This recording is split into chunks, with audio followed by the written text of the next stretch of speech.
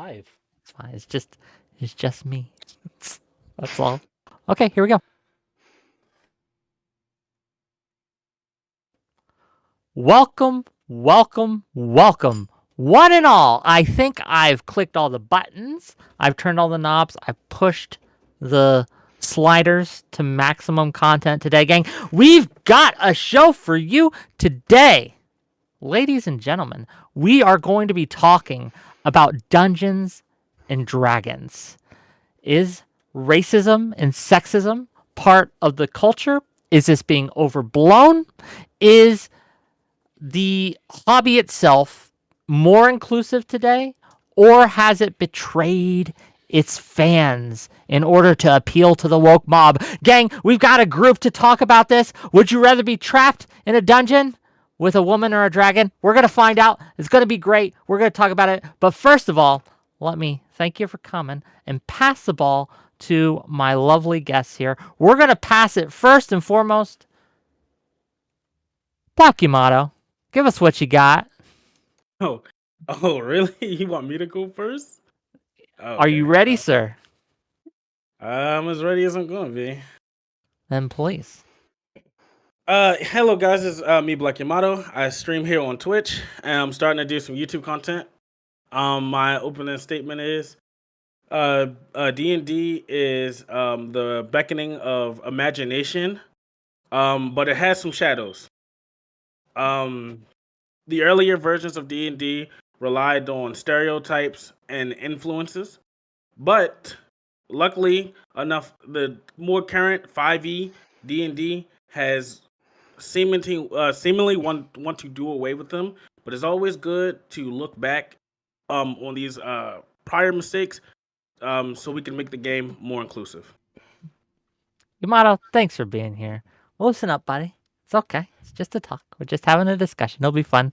Thanks for being here. You're great. We'll get into it as we go. Next up, Gregarious. What do you have? Hi, I'm Greg. I've been a DM for almost 18 years now, and counteractive to what Yamato said, I find that the fantasy, specifically racism of D&D, is very useful for creating powerful narratives that drive characters and create stories we all love. And honestly, I'm kind of a nobody. I'm just here, so that's all I got. Okay, well, we'll get into it as we go. Next up, Red. Give us what you got. Hi, I'm Red. I talk about stuff on my channel on Twitch. I also have been playing D&D for I started a couple years before the pandemic, so whoever wants to do the math on that. I play in an actual play on Twitch once a month over on my partner's channel. And I think that in general, D&D started being created by a very sexist individual, and that probably permeated the hobby a bit in the beginning and probably still exists to a degree today. And then building on what Black Yamato said as well, a lot of classical fantasies based on Tolkien, who is a very racist individual and based a lot of things off racist stereotypes. And so that probably exists to a certain degree within the hobby as well today. And then on top of that, there's tabletop stores and the general culture around a lot of nerd stuff that has gotten remarkably better in the last 10, 15 years, but there's still work to do, as there always is. Well, thank you for being here, Red, and we'll get into it as we go. Elderdrazi, you're up. Hi, I'm Elderdrazi. Dungeons & Dragons is a fantasy game that allows players to have unrestricted, untethered experience like a video game without any invisible walls, halting your curiosity and creativity. That's how things were before Cynthia Williams entered the picture. In 2022, the former Amazon fulfillment director and upper-level management cancer peddler for Philip Morris Tobacco was given the keys to the most powerful office in Hasbro, in which many nerds' dreams and hobbies thrived in. Cynthia did everything she could to squeeze as much money out of the player base while simultaneously insulting the player base for all of Wizards' IPs. She changed things like racial traits from fictional beings so that they would no longer be more physically buff. Some races were not allowed to be inherently evil anymore. Even I think before her, we had the orcs that were seen as something that represented African Americans that some people complained about. Or to quote a tweet, they had nearly 2,000 likes. This group of sentient beings is unable to overcome the inherent animal nature of their bloodline, so it's the same as racism IRL. That sounds pretty racist to me. Why is she changing it? is because it's thought to appeal to more people. Sure, but it's to make money, and we can be sure of this because Cynthia and the previous CEO of Wizard or Hasbro, Chris Cox, shown time and time again that greed is their motivator. Trying to charge D&D streamers for using their product on stream, which has always been free as per Wizards policy, to charging $1,000 for fake unplayable Magic cards to celebrate 30 years of Magic the Gathering. They don't care about you. They don't care about diversity. They don't care about inclusivity. When you play D&D with your friends, it can be as inclusive or as exclusive as your group wants it to be. It's imaginary. You get to decide how it goes. The only thing accomplished by Wizards changing things is it alienates players that brought them enough success to push them out for an extra buck. It's not the same as Okay. every other business. Nerdums need a consistent backing of faithful players to grow and thrive, and we can see this on paper with their financial failures as well. Unban Splinter Twin. Okay, well, thank you for being lots thrown out there. We'll get into it, I am sure. Next up, we have Harmony Ginger. Please, what are your thoughts? Hi, I'm Harmony. I've been in the tabletop gaming space since I was a kid, moving around in different communities, including TCG, board games, war games, and TTRPGs. I am at Gingerblast on Twitter. I don't think there are significantly more problems with prejudice in the Dungeons & Dragons community, disproportionate from the general population. I do think that WotC, or Wizards of the Coast, is guilty of promoting racism within the culture. However, I do not find that I have seen any sort of evidence that Gary Gygax or any of the original founders were in fact sexist. But hey, yeah, that's my starting position, I believe. Yeah, we'll get into it as we go. Yeah. Thanks for being here. Last, thanks for inviting me. certainly not least, someone I have to thank for coming in as a last-minute replacement. We had unfortunate scheduling issues. Parallax was supposed to be here. He couldn't make it due to work. But Fairy Queen has graced us with her presence. What do you got for us, ma'am?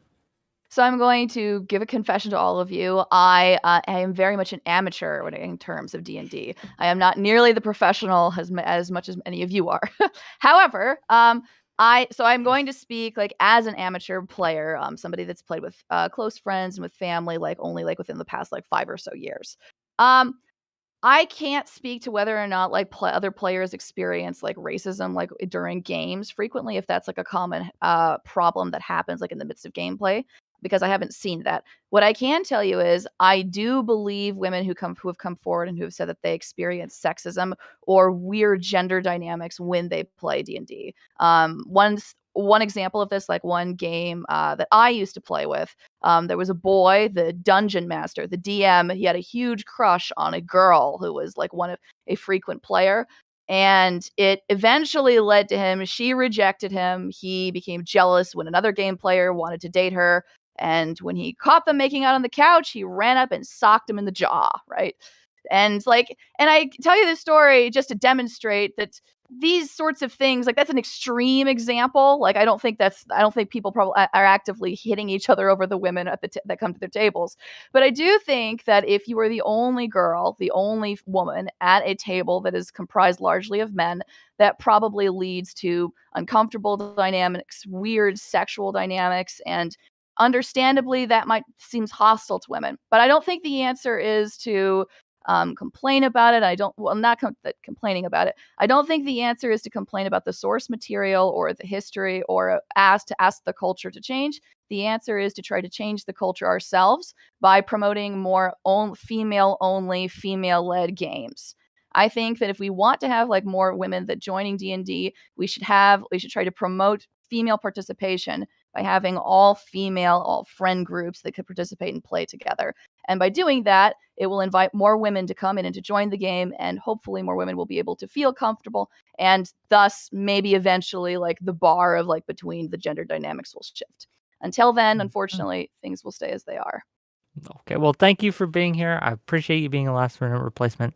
And I guess let's just get into it. Again, if you guys have trouble getting in for whatever reason, just raise your hand, send me a DM, get my attention, and I'll try to make sure that you have space. But let's talk about this. So I think something you mentioned at the end there, Fairy Queen, it bears consideration.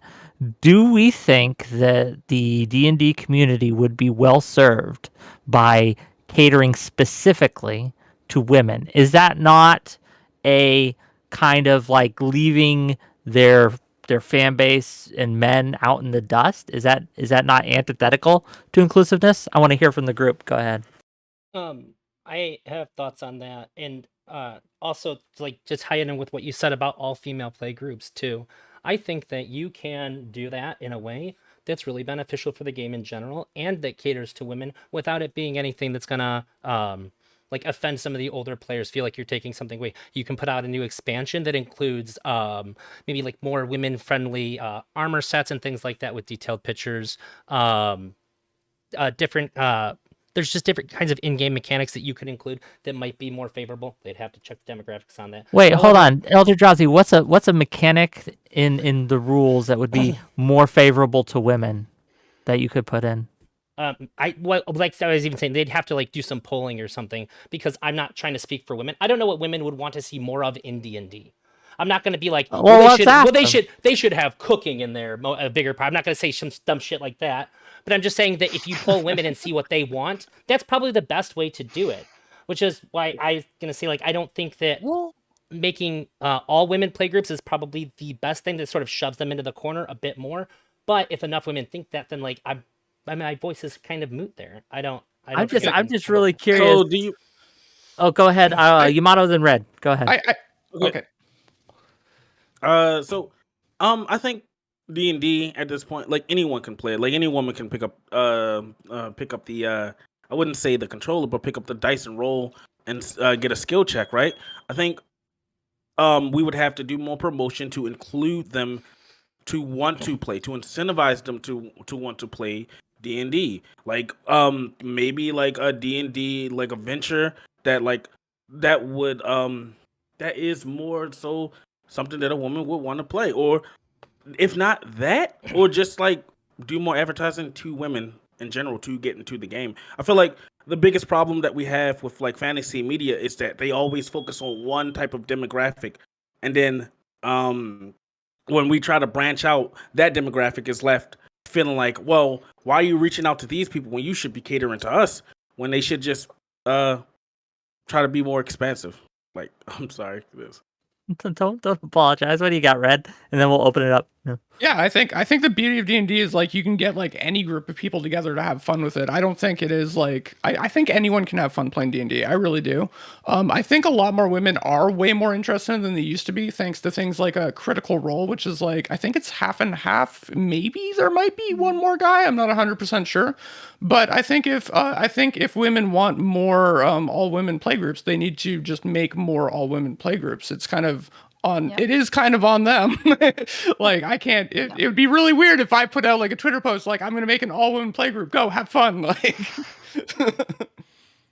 Yeah, I totally agree with that. Actually, I think it is on women to make single sex spaces if they want single sex spaces. I think it's perfectly okay for women to get together and play an all women game. I think it's perfectly acceptable for the reverse to be true too. It's okay to have your own group with whatever you are looking for. If you want a fraternity or sorority, single sex spaces are just fine in this hobby. It's really up to the players. It's not up to WotC to tell us what to do or to cater to certain demographics. I mean, we're capable of doing that. There are lots of women that play D&D. So, if I may, however, the accusation has been made that the way that these companies, such as Wizards of the Coast and the companies that owed them before TSR, etc., have behaved is to, it may not have been intended to exclude women, but it had that effect, right? That the way that they market these things, when, look, I don't know if you've checked out the second edition playbook and some of the pictures in there and things like that with, and it's a trope in fantasy that men's armor is like bulky and buff and women's armor of the same type is like the chainmail bikini, right? So like, do you not think that it is incumbent or that the companies have any responsibility in this to make it more inclusive or diverse? I think, and it's kind of to Drazi's point of like how Wizards of the Coast and D&D has been like screwing over their players, that a lot of people have been enjoying D&D while also disconnecting from Wizards of the Coast a little bit. So you can kind of just create whatever experience you want. D&D is a great like route into tabletop playing, but like another beautiful part of it is you can just like make up rules like if you want. You can use 5e as like a very loose framework for whatever you want to do. And I think like early on in D&D, it was like intentional to keep women out. Like I have a quote here by Gary Gygax. As a biological determinist, I'm positive that most females do not play RPGs because of a difference in brain function. He literally thought biologically that women would not enjoy D&D. Oh shit. Women and men are different, though. Men and women are different, but I don't They're think that's He wasn't sure. saying. So let's talk about what he was saying and what he was not saying. He Sure. was not saying that women are any dumber, that women can't handle it, that women don't like math, or that women can't play war games or D&D. Which, keep in mind, D&D started as a war game. It did not start as a story game. That Yeah. was a more recent conversion. And Chainmail. if you look at any sort of war game, chainmail, there you go. If you look at any sort of war game, go to a Warhammer meet. How many women do you see there? Not many. It's because women and men are different, and that's okay. We should celebrate these differences. Gary Gygax did not say that women were any less capable of playing than men. He said they were less interested. And at the time, based on the fact that D&D was a war game, at least in its inception, he was correct. So I Based can on the game meet of the you time. like Yeah. I can meet you like halfway there. Like I feel that like men and women could biologically just enjoy different kinds of games. I can It's true. We do. I can see that. And that's okay. He does It's- hold on. he does Red, go on to stop, say stop for a minute though, because I got what? Hold on. Let me interrogate this just a minute. Do we think that this is biological? I would say it's cultural, right? It might be cultural, it might be Obviously biological. cultural. Yeah, it's cultural. I don't know I like think there's a every lot of nature difference. versus I'm not a nurture. scientist. Okay, on no, either I'm of not. these, so. I understand. I'm just curious. Like, But Gary Gygax does go on to say that, in short, there's no special game that will attract females other than LARPing, which is more socialization and theatrics, which D&D has kind of turned into. And he says it is a waste of time and effort to attempt such a thing. So he didn't want to attempt to appeal to women early on. That's original D&D inception. Is he required to? When was this? No, he's not required to. I'm not Dang. saying he's required to. was a Red, game. do you have the time frame of when this interview was done? When he said this quote, or no? 2002. Okay, 2002. That was Oh wait, no. Sorry, 2005. July 13th, 2005 at 2:05 p.m. What the fuck? it's very specific. But fair enough. It's a forum post. from Yeah. from my It's in the figures. I know Ginger, what do you're you saying. think that like would you say something like that was really radical to me? So like the equally radical was it? statement would be that like would Asians be better at D&D because they're good at math culturally? No, I or- think that's ridiculous. And he wasn't saying that about women either. he said they're biologically less likely to play. He said he was a biological determinist. He believes there are differences between men and women. I believe there are differences between men and women, and that's okay. Differences are good. And I think that, women are less likely to be interested in D&D as it was made in its inception. D&D now is different than D&D then. And I think that is a very important distinction. Is it You're a talking about good much thing? more of a war game. Is it a good thing Yeah, that has it women will be less changes? interested? Well, no. Or the changes? Is it as it has it changes because it could be argued that, and a lot of people do, right? A lot of people argue that the grognards, if you will, have been betrayed by some of these recent changes. That the changes have been made to make it more inclusive, have excluded them because again they liked what it was before. They liked originally what it was back in second edition or third edition, and they hate the recent changes. Would you say that that's a fair critique, or what are your I don't thoughts? understand the question, because are you asking me was every single change here a good thing? Because I don't think it was.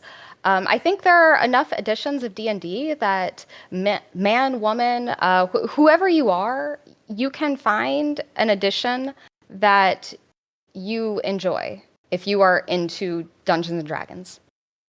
I agree with and I that. think that's perfectly fine.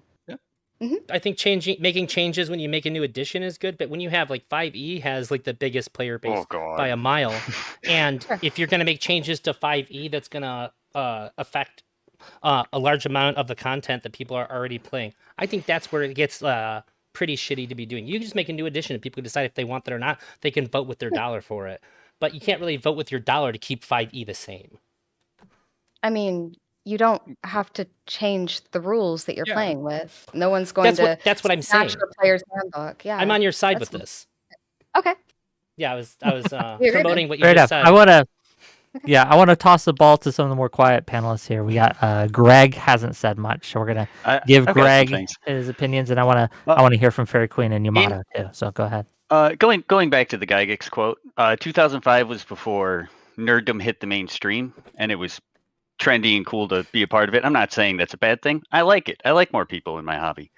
But Gary Gygax is talking from a point where women just genuinely didn't have an interest in D&D because it was seen as nerdy basement dwelling men sitting there playing D&D. I feel like a lot of the it's not really even animosity. It's just like disregard for other people in that sphere is because of that and how they were treated during it. I think that needs to be worked out. Women need to be more included into the game in general, but I don't think that's on Wizards. That's on the players, the DMs, the groups, all of them. What would you do with your group, Greg? If you wanted to attract women to your group, what would you do? I treat them like anyone else that comes to my table. I do it all the time. Grab your dice, let's play, let's go. Okay. Fairy Queen, what do you think about all this? I think this is a fabulous marketing opportunity for someone who wants to make a boatload of cash. And how do you do it? Well, this is how you do it. You observe the fact that there is a problem, which is that many women complain about experiencing sexist comments and remarks, like when they participate like in D&D campaigns. They feel weird about it, so you should turn it into a business. If it's true that there are sexist, like if there's something sexist like within the books or within the manuals, then the answer is that like someone should write a knockoff of D&D that like isn't sexist and say, here, buy my thing instead. You should use like the force of the market in order to like balance this out. So it's Pathfinder. I would say that's on. But go ahead, Yamato. Go ahead. I would say that like that's on an individual basis when it comes to like people being like I guess like harassed, right? That's on the individuals. If someone is getting harassed, then the DM has to step in and say, "Hey, none of this in my game." And I've had DMs do that, right? I played the D&D game where one guy objective was to fuck everybody he talked to. Okay, it was just like that, and it was just weird. And like the DM, hey, stop, dude. It's not that kind of campaign. I think it's an individual basis. Can we differentiate between playing in public spaces like in game stores and playing at home? Because I'm an employee of a game store, and I've seen things with D&D and Magic. And with D&D, I slowly over time seen more women joining because we had an example made in Magic. There was a guy running his mouth off hardcore about women, and I pulled him off the side. I said, "Mike, it's generic enough to where I can use the name. You got to shut up or you got to leave. I understand. You've been inside for too long. This is you getting out, but you got to shut the fuck up about all of this. You're making everybody uncomfortable. When you set an example like that in a public place, it shows people that this isn't going to be allowed." We've seen a 200% increase in women showing up for both, for Magic, and then it slowly bled over into D&D over the next 6 months. After we made it very, very clear that in this public space, this isn't how this shit's gonna go. And so if it's in a public place, I think it's on the stores, and I wouldn't be super against Wizards policing that in stores that have special perks, like they give them free stuff. Like if you're gonna get our free stuff to promote D&D or Magic, then you have to follow these social guidelines here, like against discrimination. That would be fine. But if it's in private, like you just need to pick your friends better. There's nothing the game can do about that. You want Wizards to release like a how to treat women, and we'll give you sponsored content. They can make it. They can make it a module. Okay, you can have like a guide, like a Dungeon Master's guide, but it's a player's guide to women. They could release that. They could have some guidelines and some do's and do nots. Right. Wizards already has anti-discrimination policy, and if you do accept any promotional material from Wizards of the Coast, they can fine the fuck out of you as a store if you violate their guidelines. Yeah, they can. Who's just I'm not like this isn't an antagonistic comment. Who's reporting this though? It just depends on what it is. If it's You- someone who's offended by the act, or other things like if you sell before street date, like there's a lot of different ways you can violate their policy. Yeah, well, Hasbro sell is- before street date is just like a law, but like how are they like, and that's like something they posted on like Twitter or whatever, and then they get caught. But like, how do you like if you're trying to enforce like an anti-discrimination thing from Wizards of the Coast headquarters to every game store? How do they enforce that? Like, is it just like because They're served a subpoena. They'll be sent to court the next Monday. Oh, we Adventure League event runner, or if you're playing something like Magic, you could report to the head judge, and they have channels in which they can get back to Wizards of the Coast about it. You can actually have And- players have been like banned from participating in events because of these kinds of things. And we'll they are send the very Pinkertons- investigative with it. Very. If it goes really bad, the Pinkertons show up and So, bust your stuff. look, okay, I get it, gang. I get it, and Oh and no, let not me the let, Pinkertons. look. Let me steelman the other side a bit, because I hear you all when you say that individuals can control their local spaces. We all have our own tables. We all have our own rules, and we should enforce them to taste. However, when we're talking about the game as a whole, right? There are a lot of people who really like the official lore. They really like the official rules. They really like what the official modules are. They rely on that for their games. They base their stories on that because it makes it easier, right? It's easier to use the standard, and I'm not saying it's better. I'm saying it's easier. It's just easier to use like the standard, Farron as a world base than it is to use your own homebrew world, right? It's easier to use the standard lore for the elves, lore for the dwarves, lore for all the orcs. It's easier to use that than it is homebrew stuff. And so while, yes, one can make their own changes and ignore official lore, it does limit who's willing to join your game, because especially for newer players who are just getting into the hobby and just read the player's handbook, just read the monsters manual, just read some of these lore books that they have, right? They will see this as kind of like the standard. And do you not think that the company has a responsibility to make sure that the standard doesn't create these kind of like racial and sexual stereotypes that it did, at least it was accused of doing before? Why is that wrong? Why is it wrong to want them not to have orcs be reminiscent of minority races in real life? Why is that wrong? Go ahead. I think any company has a responsibility to make as much money as possible, and in 2024, that means appealing to the largest base of people possible. So by making it as inclusive as possible, you get to do that. It's capitalism 101 right now.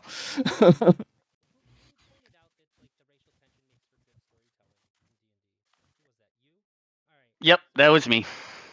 It does. I was gonna go on it too. Don't worry. I know what you're thinking. I think that ignoring the fact that there's probably going to be racist elements in a world that's essentially the Middle Ages is pretty what's immersion breaking. Like, oh, everybody just gets along with everybody in this fantasy world. That's insane to me. Well, no, it's not about No, that's everyone getting not along what with anyone's everybody. saying, too. But Yeah. when you say, okay, well, drow are dark skinned and they're inherently evil, like what the fuck There you is go. that supposed to like? What Drow- is that supposed to like? What is that supposed to infer, Elder Drowsy? When you say that they're dark skinned, only then what the No, fuck? but me, okay, Everything in the Wrong, Underdark that has has dark nothing to do with skin. it. One at a time. Hold on. One at a time. I'm gonna let It's Josh not the respond, and I'm gonna implication. let Yamato elaborate, please. There are some people that believe that people with darker skin could be inherently bad, and if you tie that into like D&D, right, wouldn't you think that a person that plays D&D or that already believe these things will say, "Hey, my game says it, so it's true"? No, I You don't don't think- think D&D No, players I are don't- like that. I have I think never- it's ridiculous. All right. It's fine. not Also- about not It- having it's- racism. Hold on. it's- Let Ginger go, and then we'll keep going. Okay. Yeah. If anyone knows anything about Forgotten Realms lore, drow are not evil because of their dark skin. They are evil because of the influence of Lolth. And also some of the most important characters in Forgotten Realms lore are drow, like Drizzt. Drizzt, who is chaotic good. He is the biggest hero. He's a drow. And Jarlaxle. Oh, the one good drow. Jarlaxle is Jarlaxle's kind of neutral, but It- I mean, there's- there are examples of good and neutral ones, and they are not like evil because of their skin that has No, nothing to I'm do with not- it. And there's- actually, There's also that Oh, separatist No one's Hold on. talking about movement the that skin. doesn't The even skin's worship all that Wolf. matters. Oh my god! Oh, the Yamato, skin hold on, color hold on, is hold all on, that hold on, hold on, hold on, King. I know we all want to Sure. get in. We're all excited. We all have energy. I want to give Yamato some space to flesh out what he's thinking. Go ahead. It's like the skin color is okay. All right, okay. It's not about the skin, but saying that these people, like having them be like a representation of evil just by having like dark skin, right? Listen, everybody can be evil, but saying that they're inherently evil, even though they have these features, is kind of bad. And if you or anybody else can't see the correlation with that, then that's just a problem in the game. We just played, they're, Do you agree with the they're issue not with the inherently orcs evil, though. that I brought They- up? huh? Do you agree with I the didn't issue hear you, about Drowsy. So somebody had said that because orcs are basically they're governed by their animalistic nature that they just can't overcome. I Do you think I- that this is also something like inherently problematic, like racist allegory as well? I I I I don't They have green skin? understand. Are you gonna interrupt me? Oh, sorry, I was trying You to wanted me to push ask- it you along. wanted me I to was trying to answer push it you. along because You you wanted me to were ask? stuttering. No, Go ahead. I don't. I think maybe like because they are supposed to be portrayed as native people. I wouldn't say black people because that's just like some stupid like correlation that they try to make up to like include black people in it. I would say they are supposed to be like the savage native people. Okay, Yeah, so if I can add asked on- if it was If- racist, though. I Hold didn't ask on. if it was a racist black I people. want to, Red, back your brother up. Okay, Go if ahead. I can add on to that, it's not. It's about like it's entire races being inherently evil. Like orcs can do it, drow can do it. I know Drist is an exception. He's an exception in like a fictional novel that someone else wrote, and he's like the whole story is like he's the one good one. It's ridiculous. But groups can be evil within like your games, and you can still tell stories about racism without having groups be inherently evil. That's the issue. The issue is the inherent evil. The like they're just like that and they can never get better. You can have groups of evil humans, you can have groups of good humans, you can have groups of good orcs, you can have groups of evil orcs. And if you tell stories like that, it's a lot more interesting, especially when you have groups of like evil humans meet up against like good orcs or whatnot. Then you have more interesting dynamics happening in your story. You're leaning on it being interesting to escape the fact that, like, why does it not make sense that there can't be a fantasy race And- that's just evil? And also when it comes to specific, like if you're talking specifically PCs, you're already like a ridiculous exception to the rule in general. So you can, but using it, like orcs as an example, orcs like comes from like Tolkien fantasy, like way back. Like that's clearly the inspiration for orcs in D&D. Tolkien was famously racist. Like it was, it's kind of obvious where that trope comes from. How is Token racist? Honestly, the first time I heard the that's comparison was Googling. 6 months That's ago. a big so- accusation. Well, I would like can you to back up hear your about that. accusation? That's a fair point. That's Why a is huge he racist? accusation. And No, I'm asking Red. Red, you made an accusation. I'm looking it up. Tolkien's I remember. racist. I can. You help got with that. anything for us? It's fair to assume. Very Okay, clean, go ahead. I don't know like what his reason is, but I will tell you what I have heard. And what I have heard is that apparently there is a theory that like the dwarves, like in The Hobbit, are meant to be representative of Jews. And so the whole story of them trying to go to the Arkenstone, the story of greed and how greed is what destroys and like what brings like Smaug off to destroy and to burn like most of the Shire. Like it's meant, you see where this is going, right? It's meant, so it puts an anti-Semitic twist on it. Now, I don't know Right. how true that is. I don't know what the foundation of it is, but like the claim is basically that like the Hobbit is anti-Semitic, and that's, I'm assuming what that's in reference to, but I don't know. That's just, and that's not my theory. That's just a theory that I've heard. He was a Okay, white guy in so- South Africa, and at that time, it'd be really weird if he was. Almost all white people in South Africa were pretty racist. Like it's fair to assume. I don't have data, but like it would be weirder to me if he wasn't. That's just the very much how the culture existed. Okay. at that time. How do we answer the claims? Anti-Semitism in The Hobbit. What do we think? Go ahead. I guess we're talking about this now. Yeah. So I think that, Tolkien. I have a quote from Well, Tolkien that he hold on. thought his dwarves were reminiscent of the Jews. So- A quote from Tolkien saying that. yes. Can you What does read he it? say? Can you read the quote? Give me a second here. Oh my god, now I'm going down rabbit holes. 1 second. Oh, boy. Okay, while he gets Well, his I ducks did in wanna- a row. I did So- want to say something. Well, before that, I wanna. Okay. Ginger's trying to get in here, and I know Greg's trying to get in here. We'll get to Yeah. you, Yamato, I promise. But Ginger, go ahead, then Greg, and then hopefully he'll have his quote by then. So there's some interesting analyses out there about how different fantasy races are meant to are meant to play off of flaws in humanity. Like dwarves represent greed, hobbits represent indulgence, and elves represent pride. Things like that. That has nothing to do with race. Yeah, that's kind of my point. Tolkien in his writing was very Christian inspired because he was a Christian, and a lot of the flaws he point out are the 7 cardinal sins of Christianity. It's I can see the argument, but I also don't, because like 6 months ago I heard this argument the first time, and it's the first time it even crossed my mind.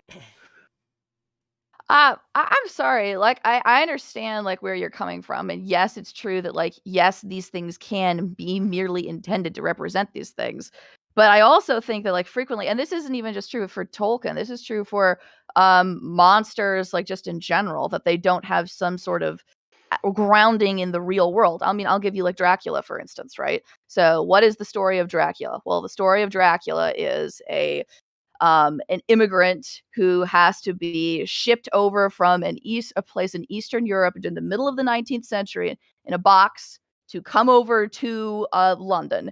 He comes out and he starts infecting and puncturing and like seducing, if you will, like multiple women.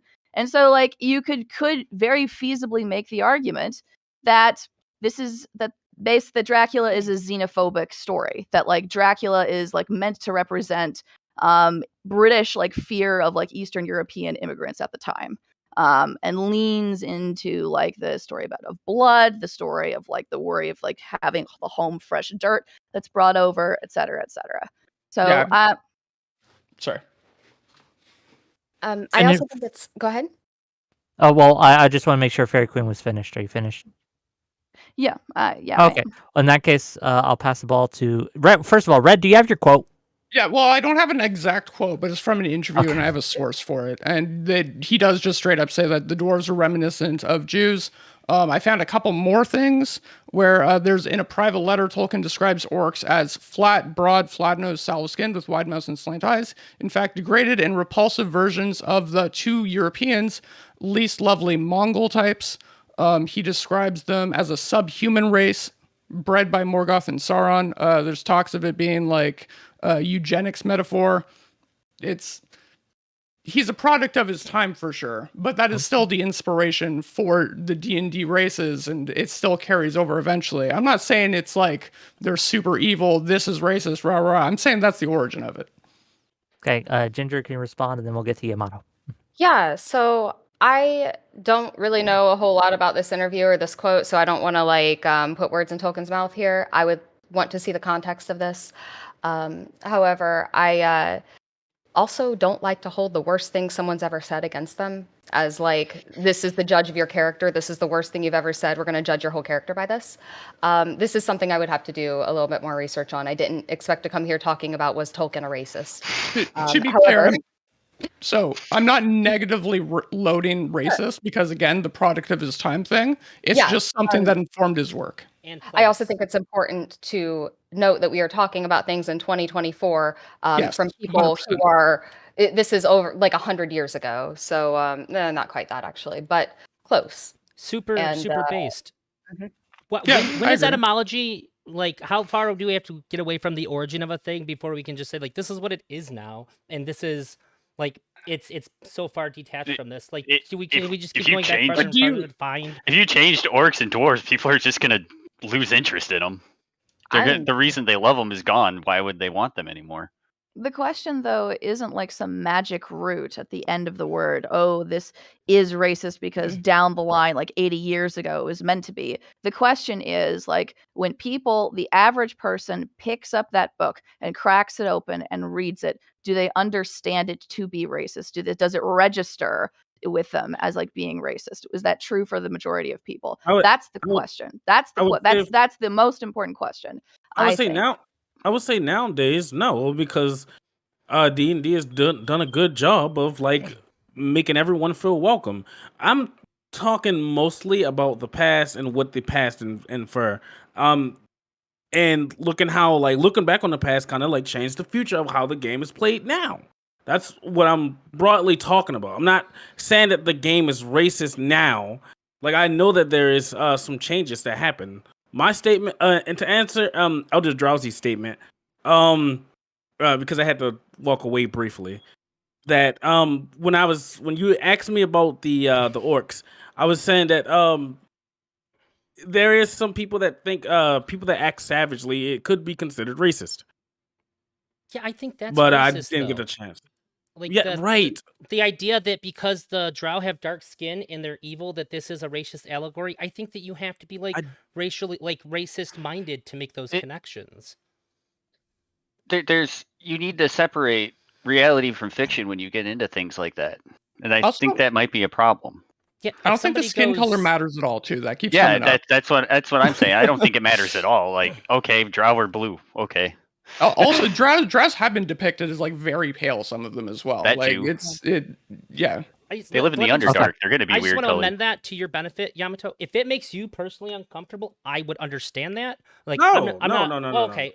Well, I'm just saying if the Not connection really. that you made is something that bothers you, like, I'm not going to tell you shouldn't be bothered by it.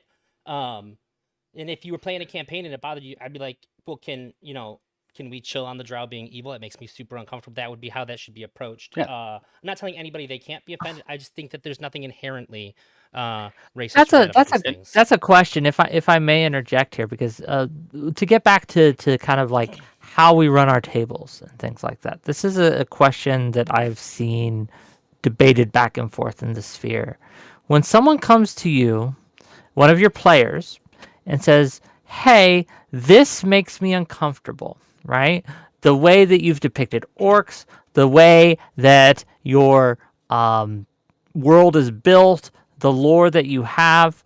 At what point do you change it to make them comfortable if it's just one of your players? Say you have 5 players, 4 of them think your world's great. They love the story that you've built about a wizarding world where all the muggles are enslaved, okay?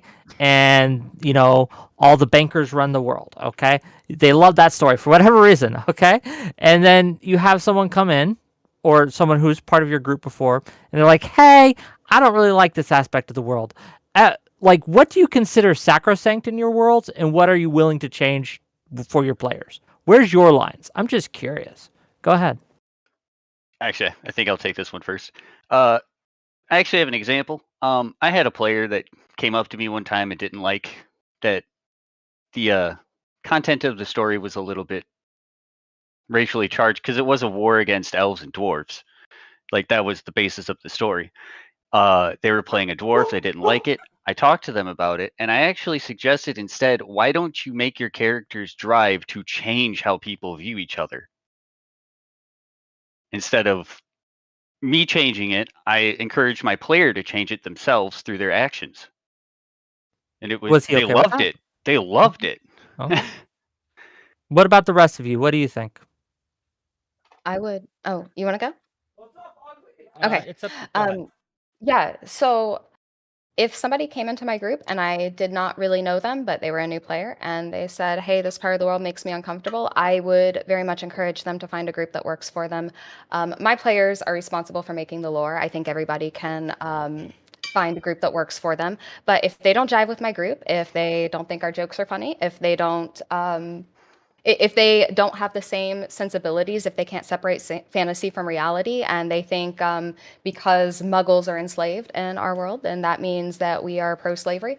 If that is a problem, a barrier for them, if it's a big part of the world, I would encourage them to find a group that works for them. Interesting. Is there no... What about more minor things? What I'm trying to do with this question is to find your line, right? Like, at what point are you like, okay, now we can adjust this. This is fine. And what case are you like, this is just... this is impacting the rest of the group. It's impacting my enjoyment, and we're going to draw a line here. I think the bigger question is what sort of relationship does this person have to the group? Because if it's somebody's wife, girlfriend, or if they have a pre-existing relationship with the group, then there's more that we can change than like a complete stranger coming into the group, if that makes sense. No, The absolutely, social right? dynamics are a little bit different. Fair enough. But yeah. Yeah. I wanna hear from. I think Drazi had something, and then Red and Fairy Queen if she wants to jump in too. Yeah. So, I mean, when it comes to changing the story, it's really on the DM to make that decision. You're crafting a story, not just a story, but an interactive story for other people to be able to manipulate and change. I think it ultimately comes down to you.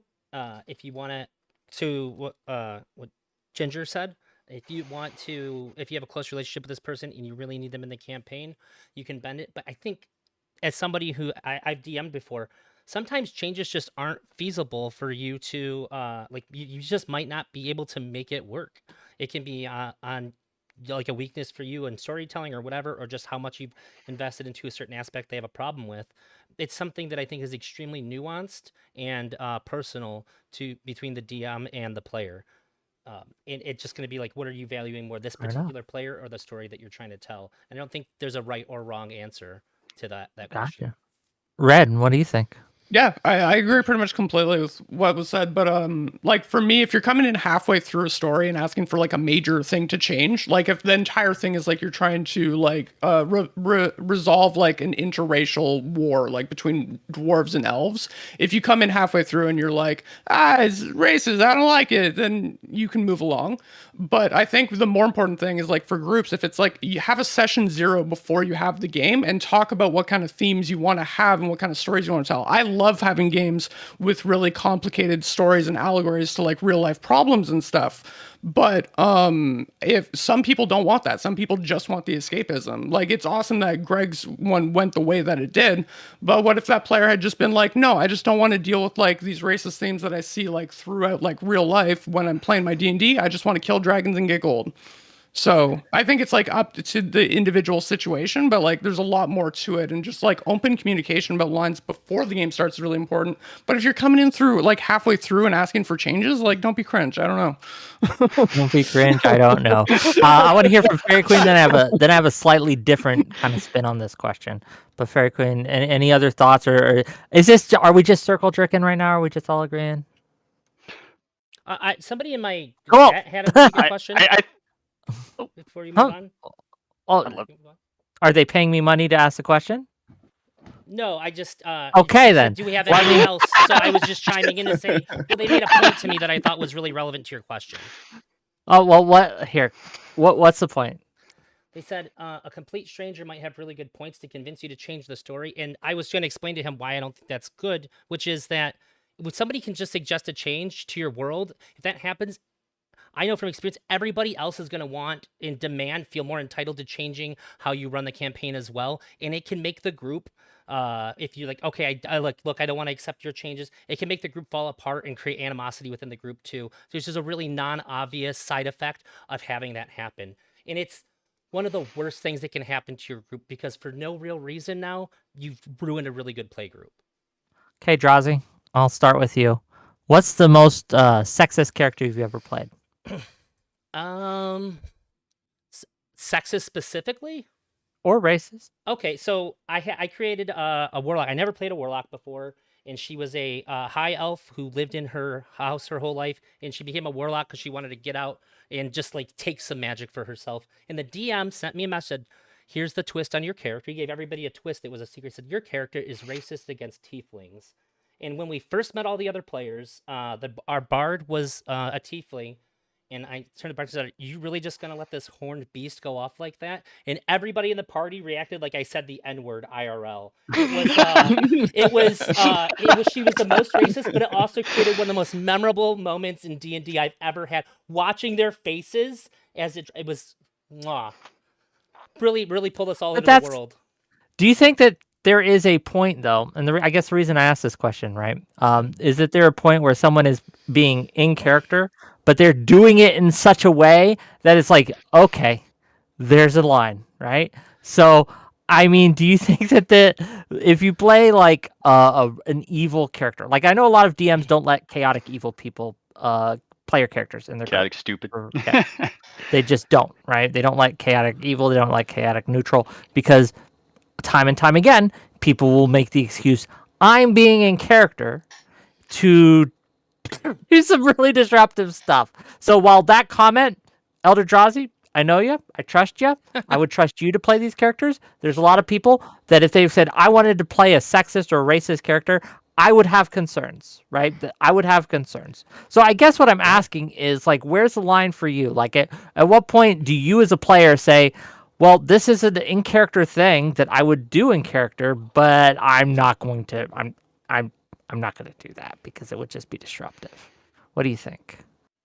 And this is open to everyone, so go ahead. I'm so bad at staying in character. All my characters become the same Chaos Goblin. I don't.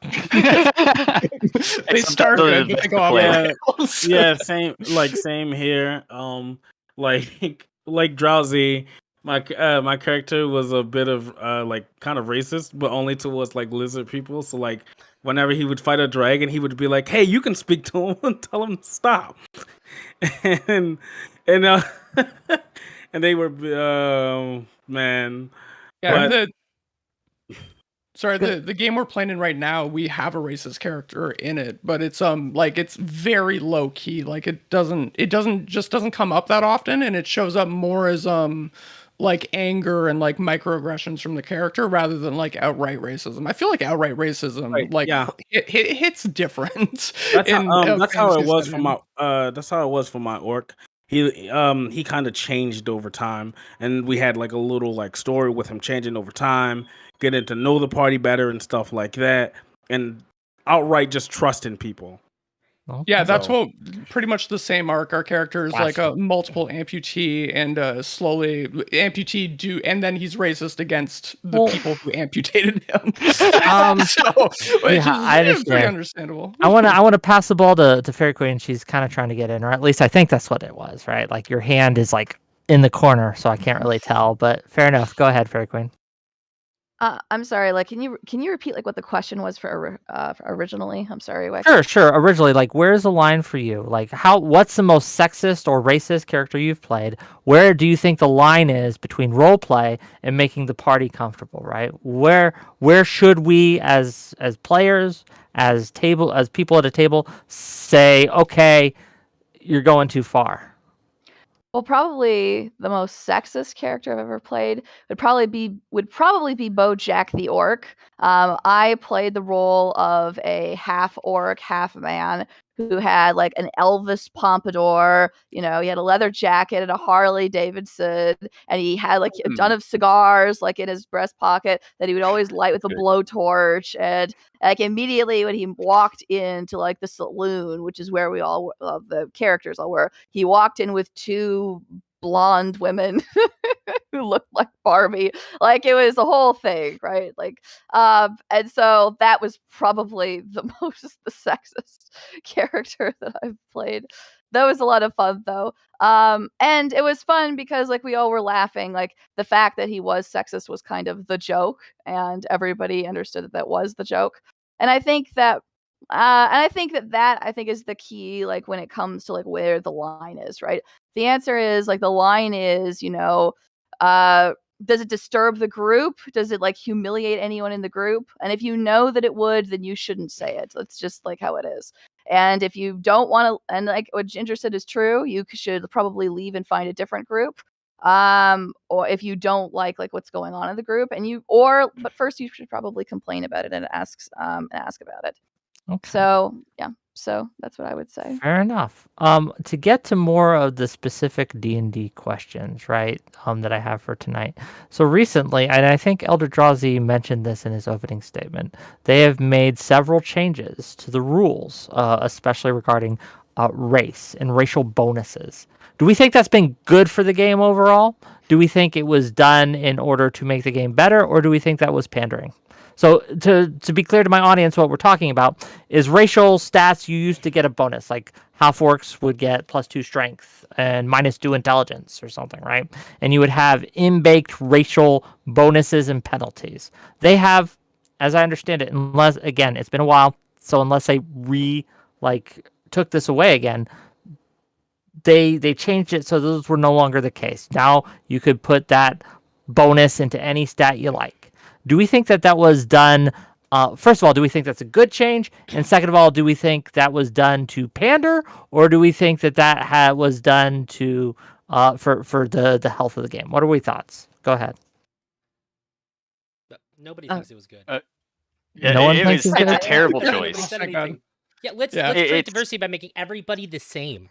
Yeah, I don't It like ruins it. Yeah. I kind of It like the kind- differences. Yeah, I love the differences, and I loved I remember they cited part of it was just like you shouldn't always have to be an elf to be a wizard. I loved playing my fucking awful characters. I'd be like the halfling paladin or like whatever. Like I was never a min maxer. You have any idea how much fun it is to play like brain dead half orc that's a wizard and is really good at it somehow? Yeah, and it goes against Yeah, the I whole was idea of like amazing. celebrate so I was, differences. I was a like half orc that became a ranger. It was just great.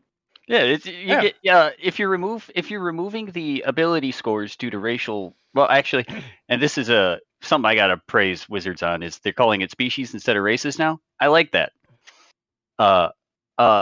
If you're removing the penalties and negatives from those, you're going to create a problem where if I want to play a character, a specific race for a specific class because of the challenge, if I put myself into that challenge, I'm just gimping myself for no reason. I'm not trying to break some sort of mold or stereotype that my exceptional character, because he's a player character, would be able to do.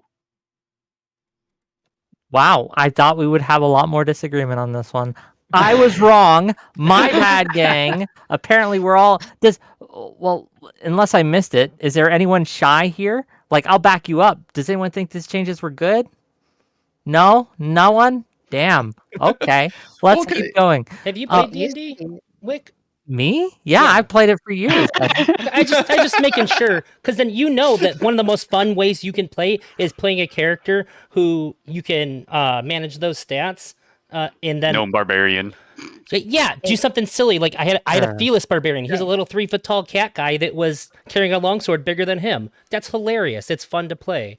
So taking away the stuff that makes it But then my question Tangible. becomes, right, in if this is just true across the board, and I tried to get a wide variety of opinions on D&D, a lot of players, young and old, people who do content with this, people who don't, people who just things like this. Why would they make these changes? What was it? I can answer that. Go ahead, please. Yeah, I think they would make these changes in order to appeal to a wider player base that is very much that wants everything to be the same. They want a lot of people want to play tieflings or goblins as just a fun skin, and they're like basically just want to play a human that's like 3 feet tall with green skin. That's all they want. And I do think also that I believe this came out about the same time. This may have been beforehand, when Wizards of the Coast themselves actually came out with fairly racist statements. Can you give us an example of that? Like we asked our boy Red here when he called her. Can you give us a couple examples, please? Yeah, Kyle Brink himself said that white people need to get out of the hobby. I'm sorry, he said that white men need to get out of the hobby. Damn. Okay. Oh wow. I can find Okay. the quote. I can find didn't the even quote. know about that one. I can find the quote. Mhm. Please did. do. I'm not He leaving. said- That's a good He one. said white Oh. men cannot leave this hobby fast enough. They can drag my D20 well- away from my dead hands. While she's looking that up, if you mind me changing to the homogenization problem, I guess Please we go could call ahead. it. Yeah. One of my favorite races in D&D was half elves. I love half elves. The whole like dynamic of don't belong anywhere, it just appeals to me. When you're making all these like, oh, I want to look like a tiefling, but have like the ability scores of a dwarf and the abilities, like the racial abilities of like an elf, you're muddying everything up, and the half elf and the half orc that were there to be that standout type archetype is just gone.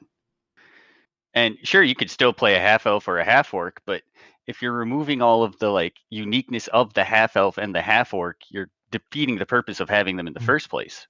Okay. Yeah, I go it ahead, Red. feels like the rules change equivalent of like saying I don't see color. Like, Yeah, that's what it's it like feels everything's honestly. the same. There's an actual answer to your question, though. It's that Chris Cox and Cynthia Williams don't know a goddamn thing about what players want. They don't care about what players want. They're not picking up and reading criticism. They're not reading comments about anything. They're just looking at their money and looking at marketing data and making decisions based on that. They have no idea what players want. This is the actual answer. So do we? If this is all the case, if this is all true, they're coming out with racist statements. They're making changes based on to appeal to a wider demographic. What do we think the future of D&D looks like? Do we think that this is going to continue? At what point do we just say, "Hey, I'm not okay with how the hobby's going, and there are other systems out there." Gang, I play 13th Age. I have played it for a while, right? I didn't really get into 5th edition very much. I'm one of those rare. I really liked 4th edition, but you know what it is. So yeah, where's the line here, right, for you guys? What do you think? I have thoughts on the future of where D&D is going. Please. I believe they are. So it looks like they are ramping up for a new edition. In fact, I believe that's been confirmed. They've kind of changed what they were doing a few times, so I'm not exactly sure where they're going right now. But it looks like they are going to center around online play, which with Wizards VTT that they are developing is assuredly going to mean microtransactions. It's going to mean a player experience that is more homogenized, and it is going to be more like a video game than a tabletop game. And I think that there is a lot of pushback to this. I think there are people that are sticking with 5e. There's even a big contingent of people who are exploring old editions. Like there is. I've gone back to 3.5. There are a lot of people exploring 3.5, exploring first edition, and there are groups that are trying very hard to recreate Gygax's first edition using things like one-to-one time, using very I don't even want to say primitive because they're actually very good in practice. But there are people that are recreating old editions and playing with what D&D was originally conceived of, and I think that that's. I think that the future is going in two directions. One is with the corporate microtransactions video game, the pseudo video game style D&D, I've heard and this, one with the more old school. Yeah, I've heard this like critique before. Again, I was around back in the forum wars when they switched from 3.5 to 4th edition. That was a similar accusation made. Look what they're doing. They're turning it into a video game. Look at these powers. Look at these abilities. It's all becoming a video game.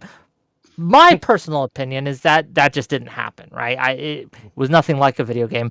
D&D was still D&D at the end of the day. You still play. I enjoyed a lot of the what's the word? The innovations that 4th edition brought. I understand a lot of people didn't like them. Wick, you're the only one. I had a stack of books this big that I got in a large. I got a large stack, and I could not sell them. I could not give them away. Nobody wanted them. Send them to me. I'll take them. Anyway, but to the point, to my point at hand, right? Like we say this about the future, but I don't actually see this happening on the ground. I don't see people running away from D&D. I don't see this making less money. Am I wrong? Why am I wrong? Go ahead. I'm gonna disagree with you on this one, Wick. Because Pathfinder 2e exists, and it's just D&D. It's all the good parts of D&D that still has the flavor and soul of D&D, and they've managed to. So you don't think 5th edition has the soul of D&D? I think that it's been kind of cluttered and. It's cluttered. I don't know the exact word I'm looking for. Cluttered kind of works with all these rule changes and everything for it's inclusivity for the sake of inclusivity, and it's not giving it flavor. Pathfinder is doing that. They're giving the inclusivity with the flavor. 5e is inclusive in that it is very new player friendly. That is the big thing that 5th edition brought to the table. You don't have to know a million hours of lore and rules and all that. You can learn while you play. And that's a really good thing about it, I think. But I guess it might be 3.5 flashbacks on my point, because all the splat books from 3.5 just made that an unbearable mess at times. I do have a question for you, Ginger. What Mhm. is? What do you mean by making things like digital? Or do you mean like making like more games like Baldur's Gate, or do No, they? no. Yeah. I mean, like making it centered around the VTT, the virtual tabletop. Okay. So right now there are lots of different virtual tabletops that people use. Roll20 Foundry, Fantasy Grounds are a couple, Owlbear Rodeo, things like that. But Wizards of the Coast is making their own VTT, and it seems to be very high tech. I don't know if it uses the Baldur's Gate 3 engine. I don't believe it does use Larian's engine, but it does seem to be very nice. Very nice looking. However, it is with the rules programmed into the system more, it is going to lead to less freedom to run games how you want, and it will no doubt bombard players with microtransactions like never before. And I Uh, have no source for that. It's just a feeling, but you know I'm Y- right. Oh, yeah. look at You're right. Magic I know you're Arena. right. But, Look at but, Arena. but I feel like if I could, and I'm not trying to like save this thought, but right, but COVID did affect a lot of ways that people play D&D, right? So like maybe this is the plan for another like pandemic or another like or to connect people who cannot play face to face and do like every Friday D&D, right? They just do it digitally, and this is their offer to do it. They don't want to get rid of D&D, but they're using this as a way to like further it for people who don't live in the same town. She mentioned Yeah. Roll20. That's Yeah. I think the better way to go about it. Yeah, I use I agree. Roll20 all the time. It's wonderful. On the thing of where D&D is going, I think Please. generally societally we are seeing like a swing back from like the super progressive, super woke, whatever you want to call it. So I think in like a few years we're probably going to see Wizards of the Coast do like a soft reboot of D&D, do like a back to roots type thing, and probably have like some of the like inclusive stuff still remain, but like probably try to appeal to like the older players again. I think that's just like a wild out there prediction. We'll see if So- it happens or not, but I can see that happening. I get it. So this is again a debate I've had for a long time. I'm with you guys. Okay, just a personal story. This wasn't D&D, but it was a text-based game I used to play quite a bit. That was pretty much based on D&D, but I saw it go through many of the same changes. Originally, they wrote the lore of the game that dark elves in the game were prejudiced. People were prejudiced against them, right? They would keep them out of their shops. If you played one in the game, you wouldn't be allowed in certain towns without a pass, etc.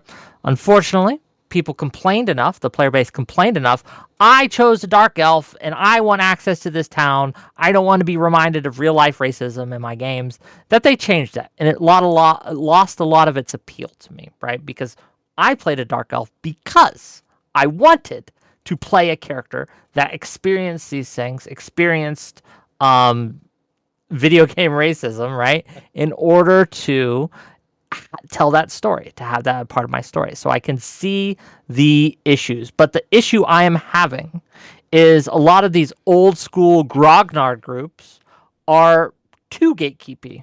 There are a lot of people who, unless you like are kind of orthodox almost in how you play, they don't want to play with you. And I think that this is going to isolate and slowly the game's just going to die off because people aren't letting others in that want to kind of innovate and experiment. Why am I wrong? Go ahead.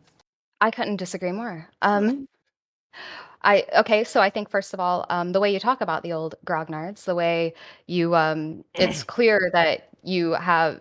Am I wrong in assuming that you have some prejudice against them, or that you don't Prejudice. like I mean, them? I've had experiences with them. Okay, I am, look, because at the end of the day, if I may, at the end of the day, I'm kind of a grognard myself. I like some of the old school stuff. I don't play 5th edition, right? I play other systems. I think 5th edition's too new player friendly in a lot of ways. Yeah. It dumbed it Yeah. down for a lot of reasons. It's Is just Ragnar the worst? it's too that. So I don't have a prejudice against it, but I have also, I can't ignore, right, the behaviors I have seen from people who call themselves grognards. I just can't. But go on, Wait. please. I didn't mean to interrupt you. Well, I did, but does that It's explain fine. it? A bit, I guess. I mean, so if you were going in with that attitude, then I personally kind of see it. But I will say I have been in more strategic war games, board games, and role-playing games my whole life. I've gone to lots of conventions. I've gone to lots of play groups, and I have played with a lot of older men who have been playing in these games for 20, 30, 40 years. And I've never once had a problem like that. Maybe this is just my personal experience, but I've been, and yes, people have been sexist to me before. That happens to everyone. That happens everywhere. Like, there are jerks in every single community. But I mean, the community of grognards, of older people, like, you have to understand this hobby was built on the back of them. Like, the idea that people would come into this hobby that men built in the 70s, and it was built by men, it was built for men. The idea that people would come in to this and demand that they change, call them sexist, call them racist, that's just so disrespectful to me. These people, this hobby was built based off their work, and I think that a lot of the newer stuff is fairly disrespectful of that. Interesting. Can you give me an example of some of the newer stuff that's being disrespectful? Like, can you give me an example of So- what new release, what new Not new kind of releases, thing? nothing like that. Oh, So then much. what? I don't actually read the newer WotC books, but the whole idea that this hobby is a racist, sexist hobby, and that older people who play in these games are like that. I think that is another form of prejudice in itself. And I think we need to understand that this hobby was built by older people who have been playing for a long time, and that needs to be respected. And I just don't think that that respect is there. Okay, But fair enough. Do we does have it- any other thoughts on this? But because I have more, I can go for a I while, think- but I want to get everyone else in. Go ahead. Contrary to what you're saying, whenever I talk to somebody who's been playing for like a super long time, and like I'm not trying to invade their space, but like, oh, you play 5e, all they do is bitch. That's it. They don't. All they do is talk shit. Like, oh, I guess you're not a real D&D player. Everything's so stupid and easy now. You can't have any like real power. Like, just all this shit level caps. Everything that comes out of their mouth is just pure negativity. Whenever I try to talk about it, like, I have no way to possibly build a bridge over to them and have a conversation about the game at all. Even my own cousin, who is one of the nicest people in the whole world to me, he turns into kind of an asshole when we talk about D&D pretty quick. However, I think they should be able to play their game, but I just don't think that the communities mesh at all. They just don't click, and I think that they're separate communities for a reason. That's But why if I there's said I believe disrespect, that I think it's one direction. Oh, I don't think the disrespect. I've never is seen a one direction 5e at player all. shit on like a 3rd edition player ever. Oh, You haven't. Well, no, hold on. Well, I that gotta reason. say this. a few for you. Talked about grognards earlier. Let's talk about the newbies now, because we talk about disrespect, right? Like, you look, the amount of animosity I have seen, right, towards to echo Ginger's point just a minute, like, I would be remiss if I didn't call that out as well. And the reason that she's making certain assumptions about me is because that isn't an entirely out of the pocket assumption to make. A lot of people who have criticisms of this do so from a place of hatred, where they hate this old group. They feel like they've been gate kept out of it, and so they respond in kind by gatekeeping themselves, and it's a two-way street. So yeah, I no. Anyway, Yeah, go that's ahead. a great point. And like, it's not unique to D&D that happens either. Like, everyone's going to pick their favorite editions, and especially as people age, they're just going to stick to the thing that they know they like, and they aren't even going to pay attention to the new stuff. You talk to, like, I'll use things like from my examples, like you talk to a League of Legends player who's played for 10 years, each one's going to give you a different season that they thought was the best one. If you talk to a bunch of different Souls-like players, they're all going to pick a different Dark Souls game that's their favorite one. And they're all going to fight with each other, and that's all that happens. You're wrong. You're very one. wrong, but it's not One, one. it's It's one, three. it's Three's the one, best it's one. It's perfect. What the We can fuck? debate about that later. We can talk about that later. But Yeah. that's just what groups do. They're going to form these cliques and things. And the older cliques of D&D were all old white men, so it's going to be all old white men. I don't think it's disrespectful to like let the hobby evolve, and it's just going to evolve. Everything's evolving. That's the world we're in, and you can't really stop it. It's like, Sure. I don't know. Sure. cool. I started in I kind of started in 5e. I like had a 3.5 playbook and couldn't find people to play with, so I just like made tons of characters and read tons of lore and stuff. And then 5e, I actually started playing the game, so I'm kind of like a newbie to it. Are all changes? Yeah, good? I've also started in like 5e, and the people I've played D&D with made it a fun experience for me. Especially the homebrew one that I did with Beckett, which was like Cthulhu inspired. It was very, very fun.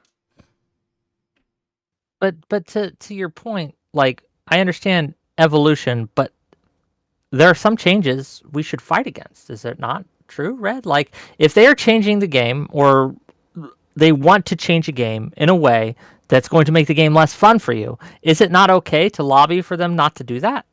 Yeah, for sure. I'll make it like an angry tweet, but I'll like still just use the rules that I like that already exist. Yeah, I'll just like the ignore race, it. like we all agreed that the race change is stupid. That like flattening out all the skill blocks across all of them is a bad change. And I'm like super for like more inclusivity and like whatever with it. But it's just bad. It's objectively bad, but I'm just not going to use it. I'm just going to use the ones that already exist. And you know what? I'm going to make up new ones because fuck them. They can't stop me. I'm going to make like a fucking like mountain golem character with plus 10 strength. Yeah, there's a difference between homebrew content. Like one of the reasons that people get, I don't want to use the word upset, but they get sad when the editions change, especially if it's a really fun edition that they really enjoy, is because that they know that there's not going to be any new official content for it. And I think that that matters. Like, there's no new official content for 4th edition. There never will be. It's just not going to happen. I'll have to homebrew it or make it up and things like that.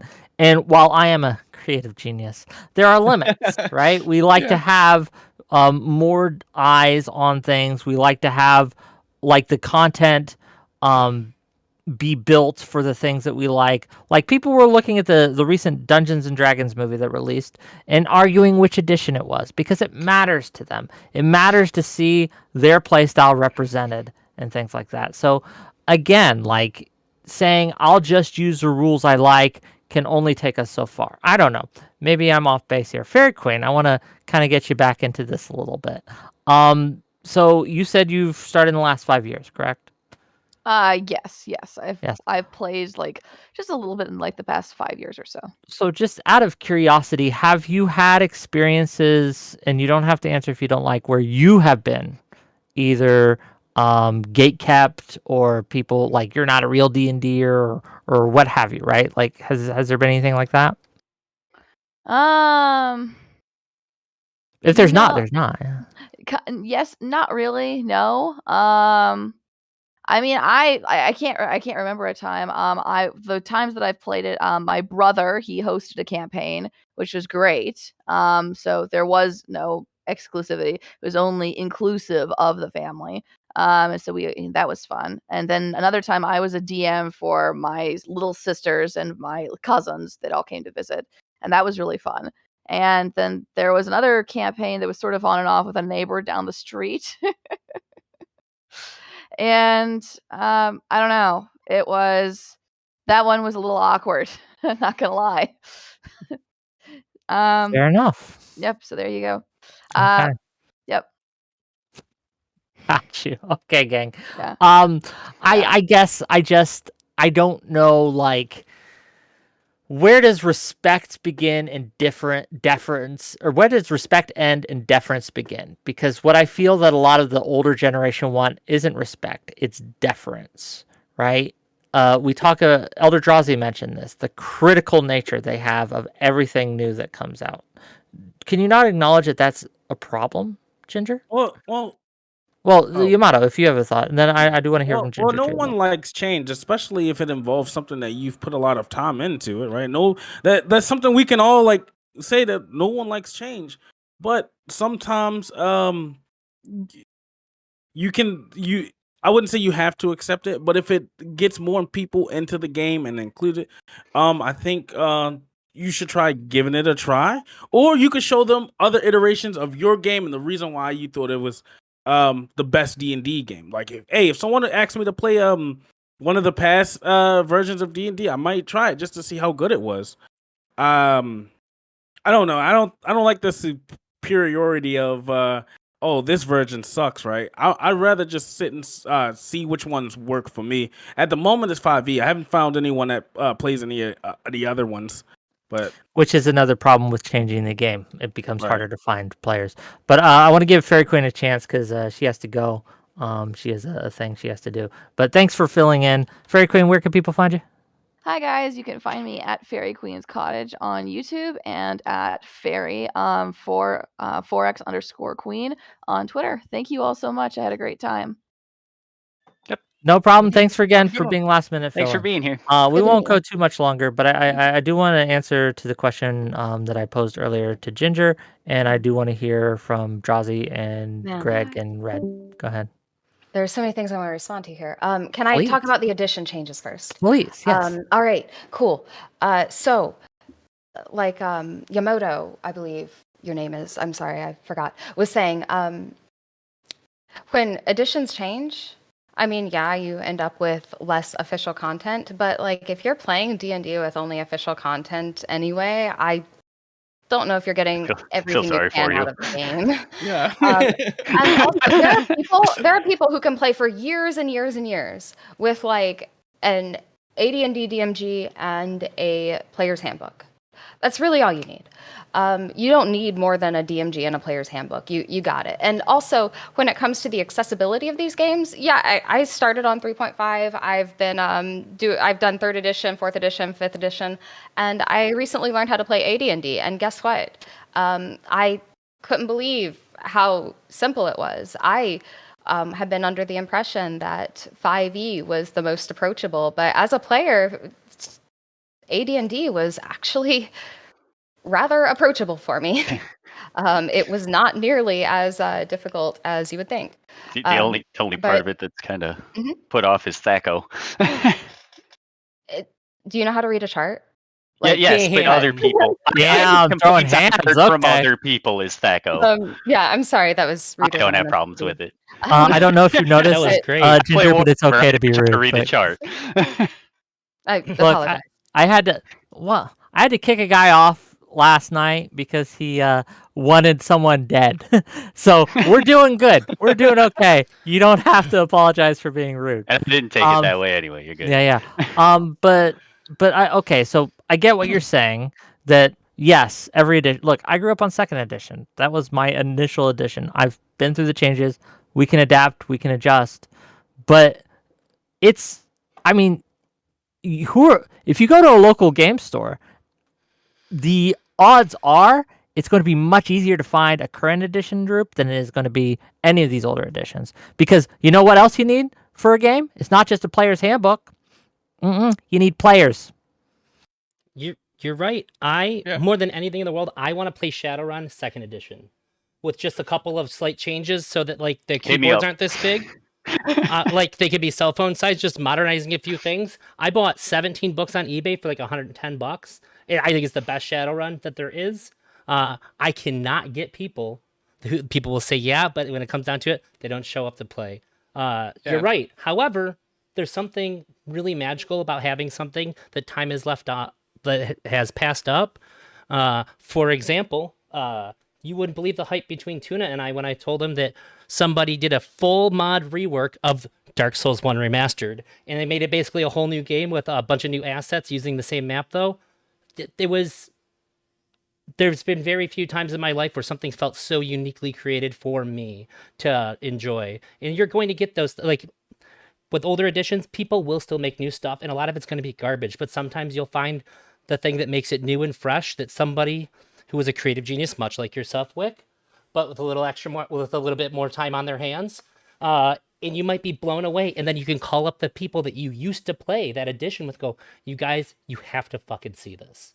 You're not going to believe it. And that's how you get the gang back together. But when I want to onboard new players, it's much easier if I'm saying That's we're playing true. 5th edition. This is the trade-off. It's just easier. And I think that again is a concern that's perfectly valid to have. but yeah, that's my thoughts. It might be interesting to see because 5th edition generally is accepted as like the most new player friendly, is what I've heard from like everyone.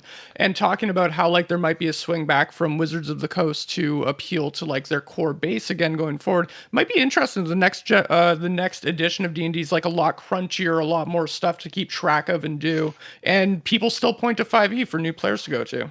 You might see that happen. You should. Cynthia Williams stepped down because she'd been fucking up. So people didn't I like don't what know. she was doing. She's gone. She left. I haven't heard her name till this panel, and now I hate her, Drazzy. So Same. If you have heard her name, you hate her. That's why she's Gang, gone. the panel on sexism ends with us hating women. That is what has happened. That's what we've done. We're not beating the allegations. Them, King. okay, I haven't We're said a not beating the goddamn thing about her allegation. since I've been here. It's okay to hate her. Let's, She was literally there to help figure out cigarette companies how to get them to make more money, okay? She's a bad person. Oh, well, fuck her then. Never mind. She's a bad person. Okay.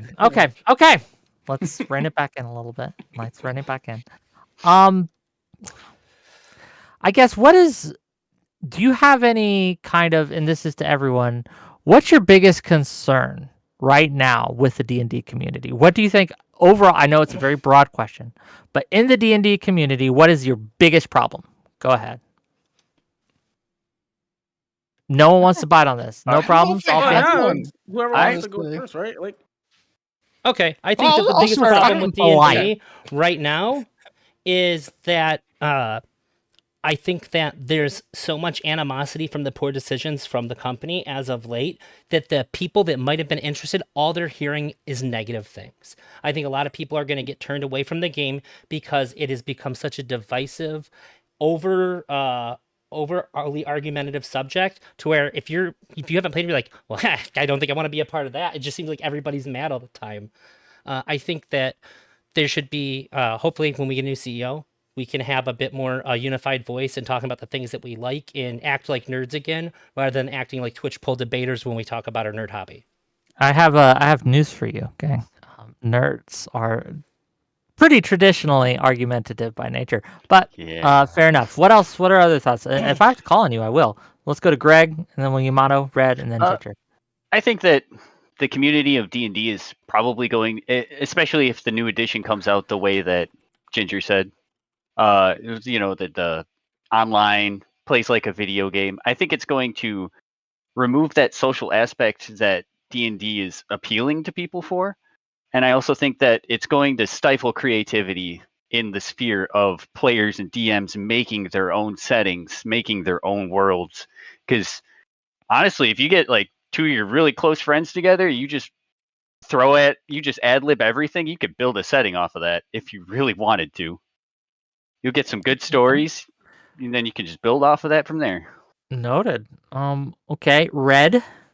Yeah, I agree. I didn't actually have something, but like the direction that Wizards of the Coast is taking D&D and the tabletop, I agree with Ginger's concerns about where the game's going completely with the tabletop taking away a lot of the creativity going forward. But on the other hand, for some positivity, D&D's been blowing up the last, since the pandemic. It's just been growing and growing and getting a lot of new people in. And I think it's a really exciting time for D&D. And I think we're hitting like a rough patch with Wizards of the Coast right now, but I'm very positive about the future of it, I think. Fair enough. Ginger, what do you got? Yeah, I think the biggest problem with D&D now is that it is turning into a lifestyle brand and everybody wants to rep D&D, but nobody knows how to run a successful campaign. Most campaigns fail after about 6 sessions. Long form, years long Why you gotta call me campaigns out? are not. It's true. It's true. Most campaigns fail after about 6 sessions.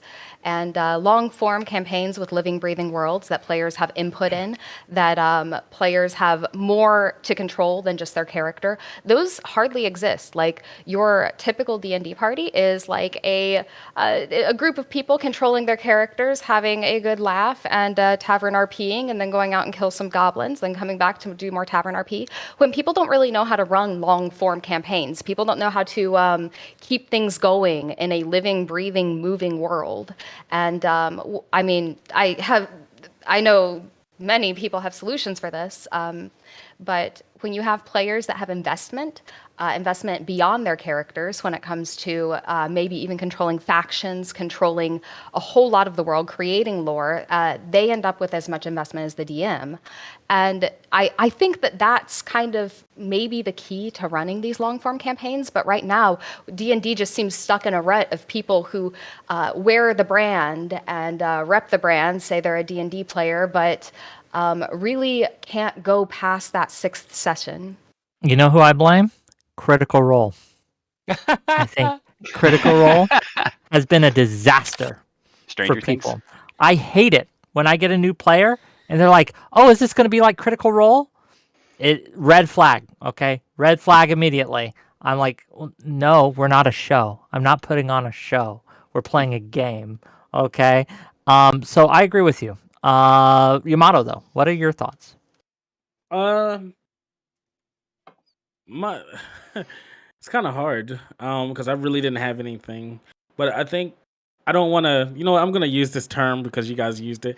I don't want to alienate Gragnars. I feel like Gragnars have a lot of. I'm gonna use that when I prefer to old people now. I'm stealing it. Grognards to be Grognar, okay. Grognar, specific, okay. but carry on. But I don't want to alienate them and make them feel like they're like not welcome to play a D&D game. I'd rather seek guidance from them and either in order to make the game more better. So I don't want to kick them out of the game that they've been here for a while.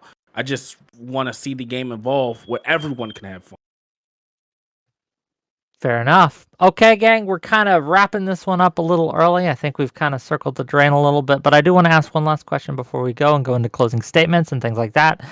If you had one piece of advice for someone who is looking to get into D&D or to be a better player or a better DM, what is that piece of advice that you would give them? Or if you were a new player yourself, what question do you have that you would like someone to give you advice on?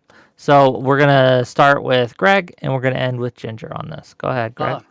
The best piece of advice I can give for someone trying to get into the game is honestly just do it. Open game, you go to your local game shop, you'll find a public game DM, and if that DM is working on a public game regularly, he's going to know how to teach new players. He's going to be very welcoming. He or she, sorry. They're going to be very welcoming, and they love having new players. It's a great chance for them to work on story building because they have a new perspective on their narrative. And for Fair enough. questions, I really wish people I just really wish that players would ask their DMs if they can bring homebrew in instead of just bringing it. I love Got homebrew. you. Get permission, gang. Drazi, what do you got? The advice is kind of hard, so I think I'll just give an encouragement. If you find people that you can play this game with, it is it can quickly become your favorite part of the week or month, depending on how you do it. I had a campaign that just recently ended after like 6 years, and my character temporarily died and was brought back to life, and I cried when they died. I was like, I'm going to miss them. And even when it was coming close to an end, I have separation anxiety from the character that I played. That's how, if you have a good DM, that's how invested you can get into these games, and it's something really, really special. I just want to put this up there. This is a painting that was commissioned by our DM to celebrate all the story that we went through, and it has every single player character and every major NPC from the campaign in it. This man spent $600 to show his appreciation to all of us, got us each one framed, because that's how special this game was. Are you going to to show him. it? Oh, it is not showing up on here? No. Oh, Oh. hang on a minute. You're talking this up. I want to see this $600 painting. Yeah, I want to see this Oh. a lot too. This sounds very cool. Does it now? I've changed my camera source Nope. video. No. Hang on. You've ruined it. Not You know there. what? You either? should put it in the disc I'll put it in in the the Wick Discord, TV yeah. Discord, and everyone can pop in there Yeah. to see it after. Eh? Bro. Filling up your Discord. Yeah, Oh. I'll put it in there. And I mean, if somebody goes out and spends $600 to get something commissioned and then frames it and gives it to each player, you know that it was something special, and it meant something really special to all of us. You can't buy a specialness like that. You can only Okay. experience it. Yamato, go ahead. There are things that I wish I had known beforehand when I had my first campaign, like how to build a character, how to do the sheets right. Um, but a good DM and a good group of people kind of make the game fun. Like Drowsy said, Drowsy pretty much stole the show because like he pretty much said what I was gonna say. I had a group of good people that I played the game with for the first time, so it made it fun. So just reach out to your DM and the people in the thing. if you need Beautiful. help. Well, thank you for that. Red? Okay, so I can't believe no one said this. The advice I have for new players who want to play D&D is be active in the group chat. Talk about your scheduling. Show up at the session. Chris, I see you in there. You've seen the message. Tell us if you're going to show up. You know, I didn't think about that. I didn't think about that at all. I remember my first session, or my first couple of sessions, where only four of us showed up, and we couldn't even start, and we had to do it without the other two. Oh my god! It's like herding cats, and honestly, I'm always super impressed by how well Wick does scheduling so many panels every week. I'd be losing my mind. Look, I'm going to be real with you. Again, I've been DMing for a long, long time. Where do you think I learned the skills? I make sure that I get people on the ball, I put them True. together, and I make sure they show up because not showing up is disrespectful. Ginger, True. end us My out advice- on your advice. Yeah, please. Yeah, my advice for people new to running D&D would be to read the Dungeon Master's Guide cover to cover of the edition you are running. Try and play as close to rules as written as you can, and do what you can to understand how the game works. And also give your players creative control with the game. Like, your players should be able to canonize things. The game is about the players. The game is not about the story. The game is not about the narrative. It is about the players and only the players. Focus on the weird things that they're into. Focus on the That's what I'd say to weird do. things that your players are Yep. into. Focus on Gang. the weird things that they want to do. And if you have a big bad lich that is planning to destroy the city, but your players would rather rob a cheese factory, you're running a cheese factory heist. There you go. DMs are slaves True. to their players, gang. We're hearing it here first. Now we're ready for this. It'll be great. Gang, this has been a little more chill of a session than we normally do, okay? Believe it or not. This has been a great discussion. I very much enjoy taking parts in these kinds of talks. Thank you all for Honestly, being you here. should allow To my me in that audience. 40K panel. Oh, the 40K one was not chill. Oh, that was. 40K you one should was have not put chill at all. You should have put me on that one. I What? would have definitely made people mad. I understand. But to my audience, if you've liked this content, there's a like button. You can hit that. There's a subscribe button. You can subscribe to the channel and you'll get notifications. We do all sorts of different content here, from the silly to the serious. Gang, and if you want to donate, we have super chats available. Thanks to Firechild for becoming a member. That's great. And thanks to everyone else who's been hitting that like button, who's been watching the show. I hope you have enjoyed it. What we got coming up tomorrow, me and Rashad taking your calls, probably on the Houthi, Yemen stuff, more political. But if you want to ask about D&D, you're free to. I don't think he plays, but it'll be fun to ask him questions. Okay, and with that, I want to give each of these people an outro. They could tell people where they can find them. Please give each one of these individuals a follow, subscribe, whatever they're into, right? And yeah, and we're going to start in the reverse order we did the other questions. We'll start with Ginger. We'll end with Greg. Ginger, where can people find you if they want to find you? Any closing thoughts as well? I am Ginger Blast on YouTube. I think I've said about all I wanted to say. It's been a wonderful panel. Thank you very much for inviting me. Of course. I said Thanks for Ginger. being Did I say on YouTube? On Twitter? What is wrong with me? All right, I'm sorry. I'm Ginger Blast on Twitter. But yeah, Well, you did say you're having a YouTube channel. I am. where do people I'm find that? starting. Yeah, I'm starting a YouTube channel. My first stream is happening this Sunday. I'll just be having a conversation with a figure in the D&D community who I believe is in chat right now. Beautiful. yeah. Okay. Jeffrey Well, Johnson. Yeah. Beautiful. Check that out, gang. Follow her on Twitter, I guess. You'll find updates there. It'll be great. Red, what do you got? Hi, I'm Red. I talk about stuff at Red Talks About Stuff on Twitch.tv. I'm a variety streamer, really on a Souls-like binge right now, getting ready for the Elden Ring DLC. But we talk a lot of politics, current events, just whatever we feel like talking about over there. So if that's your vibe, drop me a follow. Are you going to be streaming after this? Are you streaming right now? No, neither of those things. I will Oh, be well, streaming damn. tomorrow, not a Souls-like. I'll be doing Raft with a few friends. And then Gotcha. usually I do Tuesday through Friday at 4-ish EST. I start every I week. guess we're reading into someone else then. That's fine. What do you got, Yamato? My name is Black X Yamato. I'm on Twitch at Black X Yamato. I've started doing. I used to play video games, and I still currently do. But I've started reacting to videos, started reacting to live streams and other people's content now, and I've started doing my own personal like interview sections that I've started doing.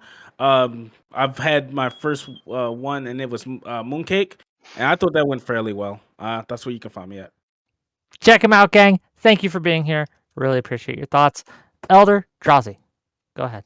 I'm Elder Drazi. I'm on everything. It's just Elder Drazi. That's how you can find me. I guess I don't have a whole lot insofar as closing thoughts, but if you need something after this, one of Wick's Discord members told me that Cynthia Williams made Magic better, and he's gonna debate me after this. I'm so mad at them. I'm so mad at them for saying that. I guess if you have any interest in playing Shadowrun Second Edition, hit me up. I want to play it so bad. Thanks, Wick, for having this. This is really cool. It's not very often somebody creates a space to talk about nerdy things that I'm really invested in. And if you have a Magic the Gathering one and you don't invite me, I'll just die. I will actually, my heart will stop. Okay, we're putting a bounty out. How much to make sure that I create a Magic the Gathering panel and don't invite Elder Drazi? Are we looking at 30,000? I think how fucking genius that is. That's such a good sales pitch. Greg, what you get? Check him out, gang. Though for real, Elder Drazi's great. Give him a follow. All that love, everything. Greg, go. I'm Greg. I don't have I use Twitter for news, so you can't find me on there. But if you have questions about, DMing or D&D in general, you can find me in Wix Discord. I'm probably the only person with the name. I wanted to thank Wick for letting me be on this show. And just remember that D&D is cooperative. It's the DM and the players making a narrative together, and always keep it that way. Cooperative storytelling. Hell yeah, brother. Gang, this has been great. Remember, tune in tomorrow at 6 p.m. Eastern where we talk about, well, whatever you want to talk about. It's call-ins. Hooray! Okay, bye-bye. Wait, bye, everyone. We're going to raid into Anna. Wait, bye, bye, bye. Okay. He said he has to take a shower. Give me 1 minute.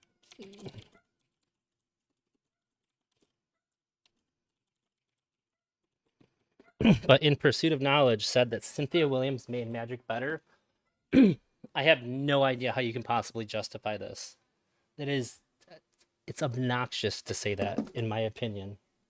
I can't even imagine how he could even have a leg to stand on in that. It absolutely blows my mind.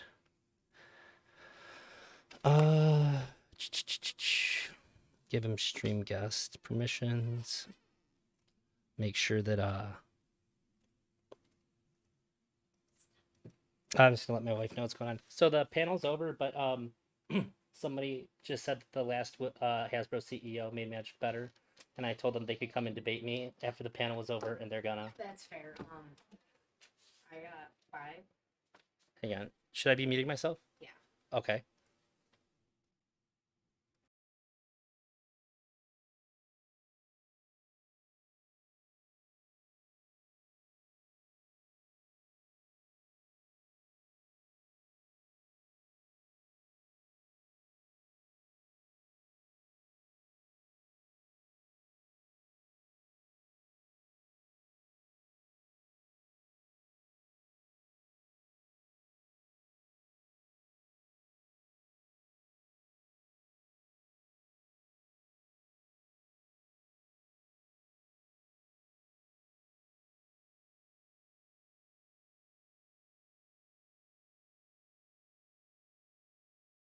He's wrong. Yeah. Cynthia Williams in what's the word? In collusion, I want to say, with Chris Cox is the reason why the Magic 30th anniversary special happened the way that did. It's actually really funny. Your cousin. You know and I'm I were unmuted, right? talking, yeah, I know you're Okay. unmuted. Your cousin and I were talking about in the car because he saw your stream title and was asking me about it, and I was like, no. He's right. Like they have ruined it. And he's like, explain. So I just kind of had to go through this with him. So it'll be cool to see you do it with someone else. I'm also really mad that Red said that Dark Souls 3 was the best Dark Souls. Dark Souls 1 is a masterpiece. It is a perfect video game. Oh my god. Dark Souls 3, it just makes me feel like if you say Dark Souls 3 is your favorite Dark Souls, I feel like you're a spoiled brat. You want somebody to hold your hand and explain everything to you. Dark Souls 1 is and I still like Dark Souls 3. It's just so insane to me to stack it up higher against the monolith that is Dark Souls 1. I don't usually have such strong feelings on games, but it is it's like the pinnacle. I remember like playing through it for the first time, and I thought to myself, this is actually a perfect game. The way the movement works, the way that you progress through things, it's just perfect. It's exactly what a video game ought to be. Oh, we got some more people joining the Discord.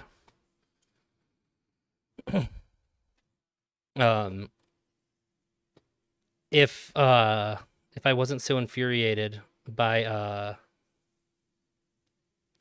what what's his name? In Pursuit of Knowledge said about Magic or Cynthia Williams, I would have challenged Red to a debate instead, which is crazy for him to say too.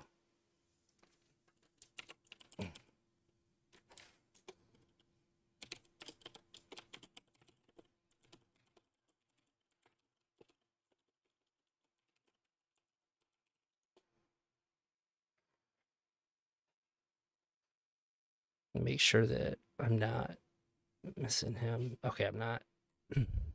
I've never spoken to him before though. Somebody joined it that I'm here to watch Pursuit get bodied. In the Discord. Let me give him a link to the stream.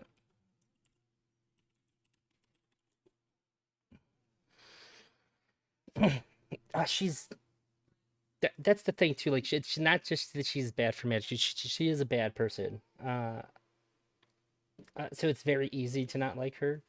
When you look at like her list, like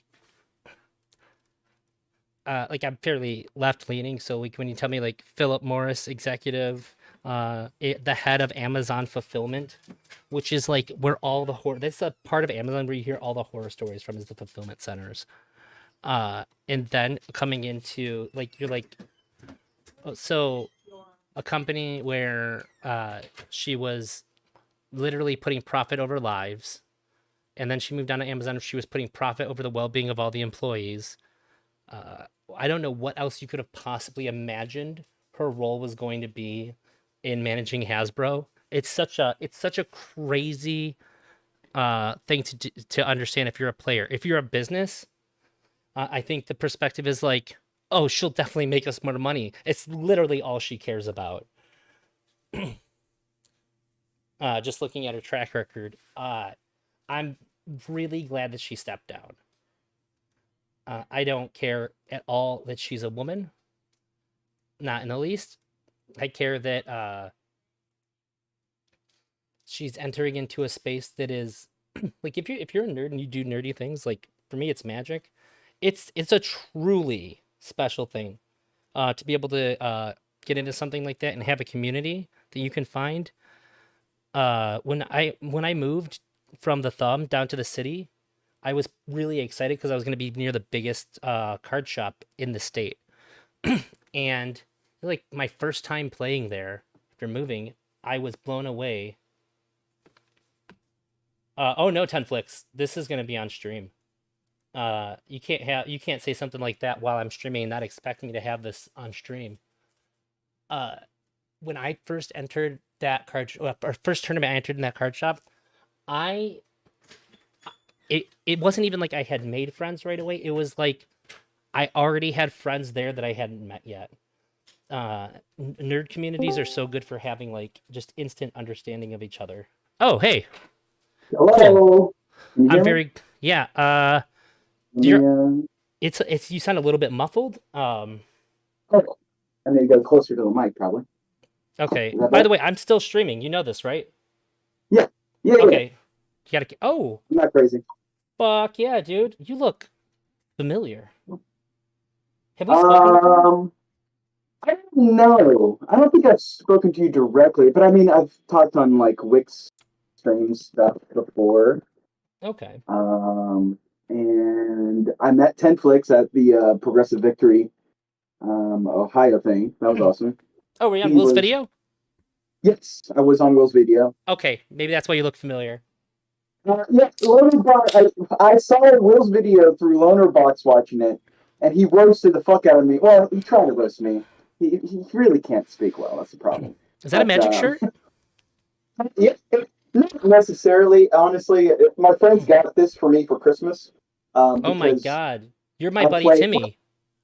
I Big love Commander playing game. card games. So yeah, dude. So do you want to go over credentials real quick? Yeah. All you see back there, all of this, they're all EDH decks. Huh? Okay. You got the carrying case, and then all of this, more EDH decks, trade binder. Okay, I can't hear you right now, but I'm just saying I know more than you, just based on my collection. No, I'm joking. Yeah. Oh, I have cards all over my desk, and I just like, what's this one? I got a foil promo dramatic reversal. How cool is that? Fuck dramatic reversal. What are you playing? CDH? Boom, boom. I didn't know that I built Narset because I wanted to play Jeskai. I have accidentally built more broken commander decks than anybody in the entire world. I swear to God. I built Shrines because I didn't want to sell Sanctum of All pre-release promo. I have a TCG store, and I was like, it's only $1, and I was like, okay, I'm gonna put it aside. I was like, look, if you put it aside and you don't put it on the store, you have to build a deck for it. I can't Right. keep doing this. I bought Right. this lot to sell, and Shrines builds itself. You don't have to think about it, and I had no idea that it was Power going to level be. of it. It's insane. Now, as far as Yeah. CEDH goes, very bottom of the barrel. But for Sure. anything that isn't trying to win before turn 3, it's not fair. It's not okay Pressure. at all. Yeah. It's like that Enchantress deck where if you know, anytime you play Enchantress, whatever way you build it, you're kind of you let everybody know, look, I'm going to do a crazy thing if you don't stop me. It's Enchantress, Play removal. like with the even crazier strategy on top of it. Mhm. It's not okay. Exactly right. No. I'm glad we can have this little bit of friendliness before we get into it, because Yes, I of hate what course. you said. Okay, this is where I'm going to be coming from. Okay. Wait, I need to know. This is very important. Do you just Yes. play Commander? No. Okay, if you last said I only weekend- play Commander, like you're not a real Magic player. Your opinion's invalid. No. That's funny. I love that. No, I honestly, so last weekend I was at an RCQ for Pioneer, 32 player cap. There were still players coming in, and I Why got so third. small? What? I don't know. It was a one slot, so I'm guessing it's because of that. And honestly, I was surprised we had that many people. It was crazy. Of the 32 players there, I would say 6 of us were local. Everybody had come in from Oh, yeah. Atlanta, South Carolina. I'm in North Carolina, so it's like it was crazy. And we had an RCQ that I couldn't go to the weekend before, and it was only like 15 players. went Did a to that local one. player win? So, no, That's unfortunately. so unfortunate. I was a local player in the top 8. Yeah. And it We was had a whole thing. PTQ at my shop. Pandemonium Games and Hobbies is the biggest card shop in Michigan, and I was like walking distance from it. I'm fat and lazy, so I still drove. I don't play Standard, but Gotcha. back in like Oath era, I was like, why doesn't anybody play Eldrazi in Standard? It seems like all the cards that are broken in Modern are still legal, and all the Sure. Standard players gave me bad reasons. So I built it. 2 weeks I practiced, and I got seeded first place going into top 8. Yep. Lost one game, and I lost that against a child. I told them how to win that game because I felt bad. Total Brew got into top 4. I lost to my buddy who was local because of his stupid Thalia. He made my Reality Smasher enter tapped. He got me, and then he lost to someone from Ohio. I'm in Michigan. Mm-hmm. In the last round against a deck that I beat 4 times that day going into top 8. Oh, I was furious. I was like, you gave it up to Ohio, dude? What are you doing? You should have just conceded to me. I can't believe you. I was so mad. If he would have won, I'd have been super happy for him. But I'm very spiteful that he he beat me, and it was a pretty lucky win. Thalia 100%. Yeah, I mean, she's nerfed the Reality thoughts Smasher. and drawsies. That's the whole point. Yeah, that's what she does. I hate Thalia, especially the. It was the 3-drop one. Thalia. Yeah, the 3-drop one's a little bit better, I think, because it's like it taxes the non-basics and the creatures coming in, right? So it's a lot. I think that one's better. I hate the other one because you can play around it, and if they can remove it, then you're dead. So I don't like playing her. But anyway, I don't know. Okay, yes, I love Magic. I play her a lot. You know, that's we can agree on our credentials. Okay, and Right? maybe just to give part of my perspective, I'm also my favorite format's Legacy, and so she really hurt me Yes, you did. Well, you've only hurt yourself for playing Legacy. Like, yes. Like, think about it. Come on, the reserve list is never going away, right? We can agree to that too, right? Unless Hasbro sells Wizards of the Coast, then yes. If Hasbro sells Wizards of the Coast, whoever buys it can do that. Isn't that the most profitable part of their company? Yeah. Magic? Yeah. Why would they? I mean, they could sell it for a higher profit. So you're not wrong about that. But part of why I don't like her is I feel like Cynthia was ramping up the company to be sold. She was making every decision the greediest she possibly could, pissing off everybody. So if they can sell it, wrong. That's wrong. Come on, you can't say you're pissing off everybody. No way, bro. Pissing off collectors, yes, I won't disagree, but collectors aren't players. And that's what I'm here to defend. I'm here to defend the players of Magic. So I'm here to defend the people that don't care about the price of a reserve list card, that look at MTG stocks and boo-hoo when they get a reprint in a Commander product. I'm here for the players that want to play with a $2 Tarmogoyf and not a $100 Tarmogoyf. This is so good. Okay, so this is the most toxic mindset that you can possibly have for the health of the game. One, the secondary market for Magic is what makes Magic doable. The way that she has changed the company's direction by switching over to Amazon being a distributor, it fucks over your local game store. Collectability going away fucks over your local game store. Everybody wants a $2 Tarmogoyf, but everybody also wants to have somewhere to have tournaments. Everybody wants to be able to sit down with other people, play a game of Commander, and go, hang on a minute, what was that card you used? Okay, I'm going to go to the shop and buy that. Where do they go to play? They play at an LGS. And Wizards does facilitate that. They promote stores to have them play at their LGSs. They don't want Amazon to be they just want Amazon to be the dumping ground for products that don't sell. Your audio is kind of muffled. I can hear you, but it's a bit difficult for me, and I don't know how that translates to viewers. I got you. You want me? I don't know what to do. Is your mic on your headset? No, it's right here. It's on the wrong one. Is it coming through your headset? Because that looks like a decent mic. It is. That's better, isn't it? Say something. Test. Oh, hold on. I gotta. No, that's the same. Is that no? Oh no, my no, god! wait. It's so much better instantly. Okay, yeah, I know what happened. This stupid Discord thing. It switched my mic to my webcam mic. Story of my life, dude. And yeah, god damn it. So all that was unintelligible. Fine, I don't care. I could hear you, but it was sometimes you'd cut out a little bit, but I could follow. Yeah. But as you started talking faster, I was like, let's fix this now. let's slow it down. Yeah, absolutely. I appreciate that. You're saying that they promote local game stores. You can give all the promotion in the world to a store, and when they go under because they can't compete with Amazon, They can't we have a compete with problem. Amazon. They No, can't compete with Amazon. Yes, they can. And I'll tell you why. The reason why LGSs succeed is because you have a play group that meets there every weekend or during the weeknights. That's how my LGS succeeds.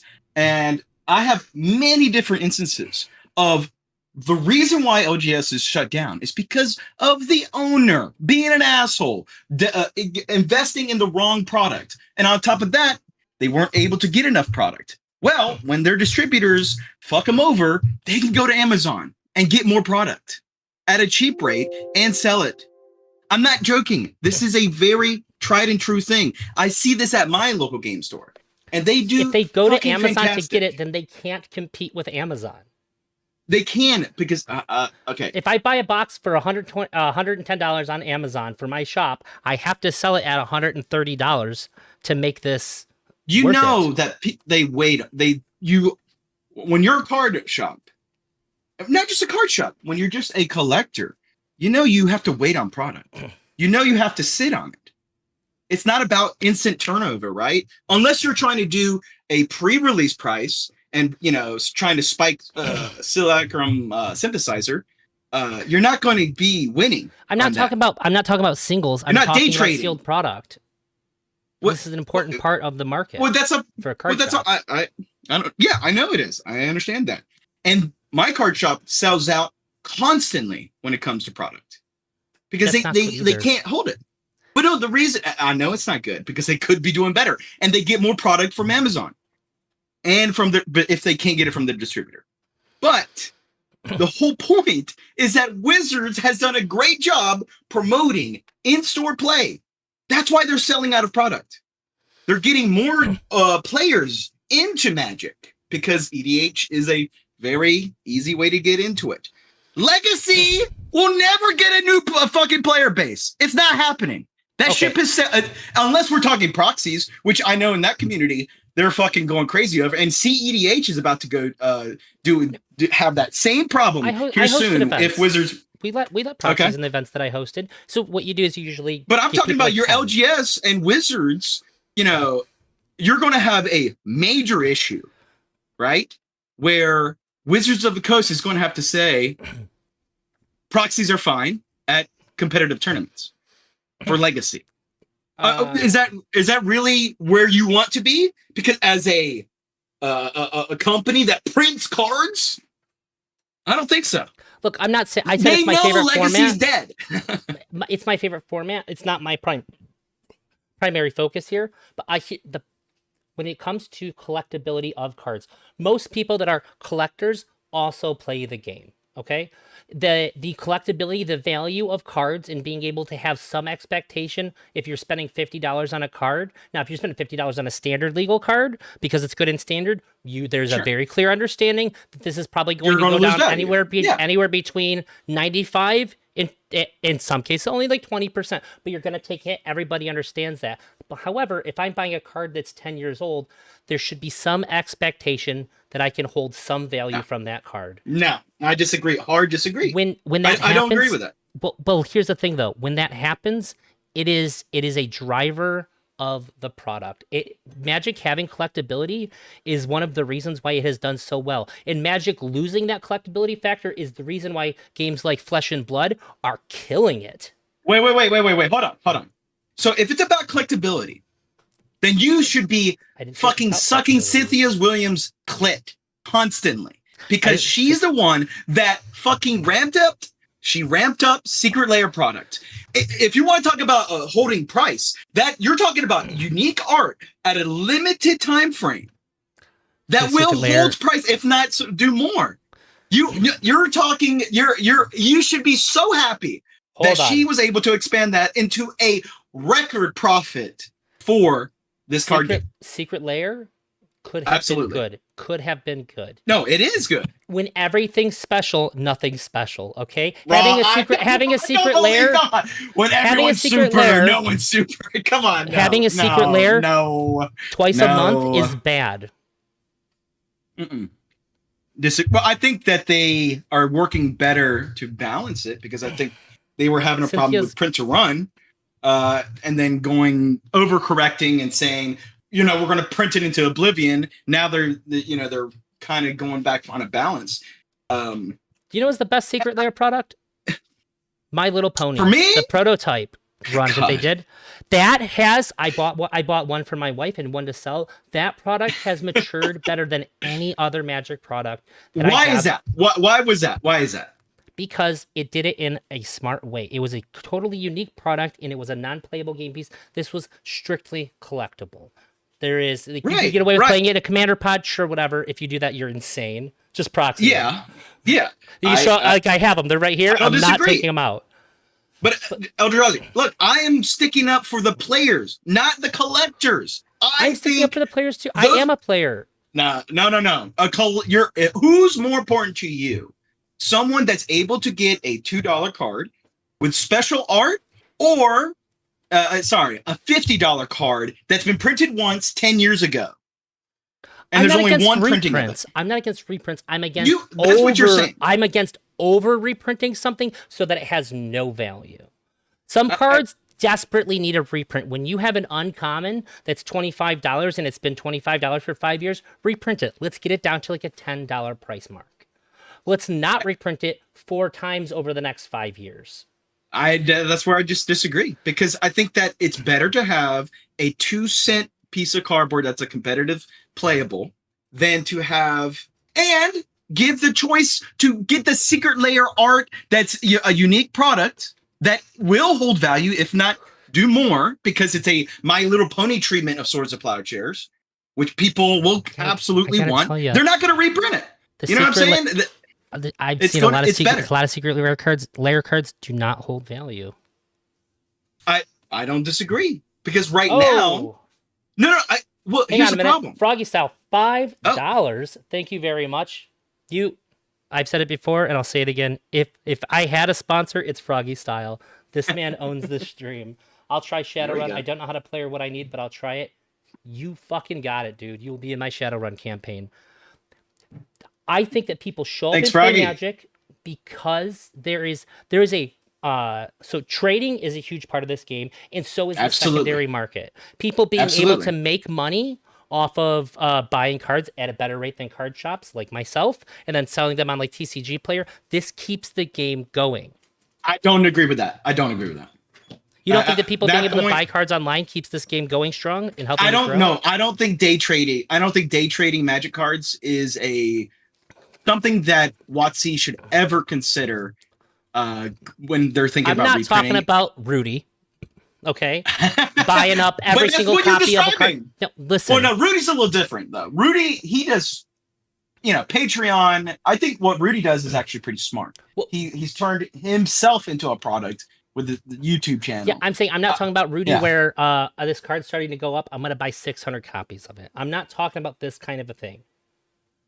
But okay, when I see so like for instance, let's say they something I can't blame Cynthia for, but let's say they unban Splinter Twin, okay? Stupid. My very terrible first idea. move, That's something else, which is absolutely it would be fine. Are you insane, dude? How many bad Magic takes can you possibly give in one fucking stream? Ditto, my friend. Ditto. Splinter Twin is one of the most toxic, next to fucking eggs, form of playing Magic. It destroys competitive Magic in every way. There's no point to having a control combo deck that can win with just 2 cards. Is that tempo? That is not a tempo deck. Yes, it is. Absolutely not. It's a control combo deck. Absolutely not. It's not tempo. Tempo. That is one of the craziest definitions of tempo. It's a tempo deck with a combo finish. No, absolutely not. Absolutely not. I guess I just won a ton of games. I'm sorry, does Tempo play counterspells? Yeah. Like counterspells, right? Do they win instantly? No. Would you say it's antithetical to combo? Does Legacy Delver play Force of Will and counterspell? Or Daze? Does Legacy Delver have a combo finish? No, you said does tempo play counter spells? And I said, yeah. You know what? I stand corrected. I stand corrected. It is not a tempo deck, not because of the counter spells, but because it's not a tempo deck, It's because tempo it's combo. a combo. It's not tempo control combo. It's a control deck with a combo finish. There's no way you could call it a tempo deck. Would tempo decks win with chip damage? Correct? They can. But I said it's tempo combo. That is how they do it. It's lightning bolt. It's flipped. It's nibble mongooses. It's not about you win all of a sudden. I press the I win button, and because I have you up until you combo 50 win. life. It is tempo up until you combo win. That's why instead of playing like it's a control deck. Instead of playing like counterspell, if I were to build the deck again today, I'd still be running Remand over counterspell. Because of the card draw. Yeah, which control decks want.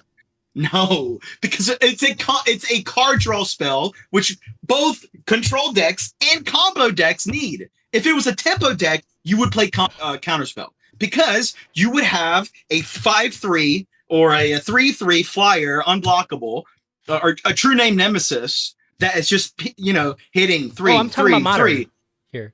Okay, fine. A Death Shadow deck. A Death Shadow deck. Oh, that is that's a tempo deck. That's a tempo control deck. I could go as far to say, but that would not be a combo deck in any way. Just because I put Temur Battle Rage in it. No way. That I think that with all the things that are available in Modern right now, Splinter Twin would be fine. If I had my way, we'd have Hogak still in the format, but. Nah, bro. And you know what's funny? I don't even play Modern. I hate Modern. And I watch Spike videos. He's always talking about, oh God, Modern's in the best place ever.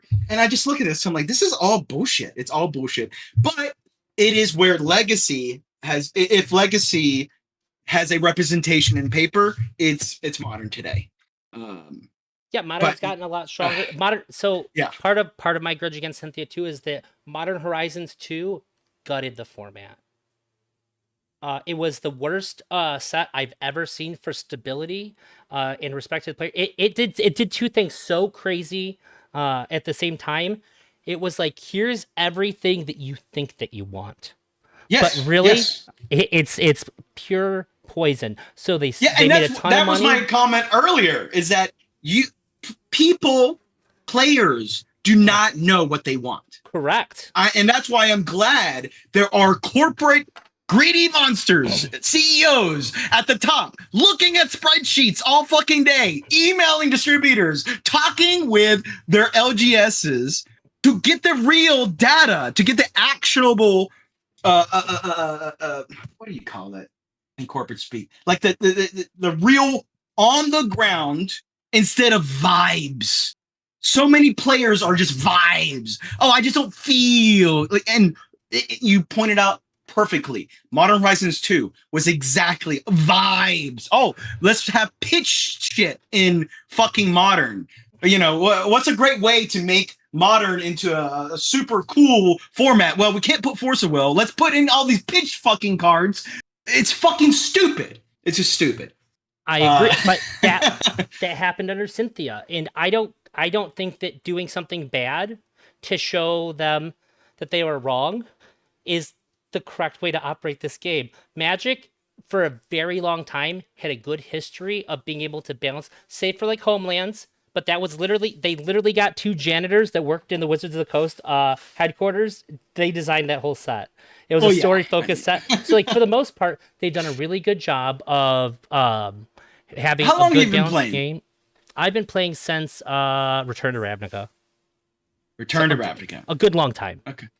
Long enough to where the stuff that came before me, I've been able to educate myself and be very familiar with. I've been playing since Bant. What is it? The Shards of Alara. Oh, okay. And you got a few years on you. and I was the only reason why I kept playing this game, because when Jason Mind Sculptor came out and Stone, what was it called? Callblade. Callblade became a format defying, as in every fucking number one. I couldn't afford the cards. I was a broke college kid. I'm sure. It was insane. It was insane.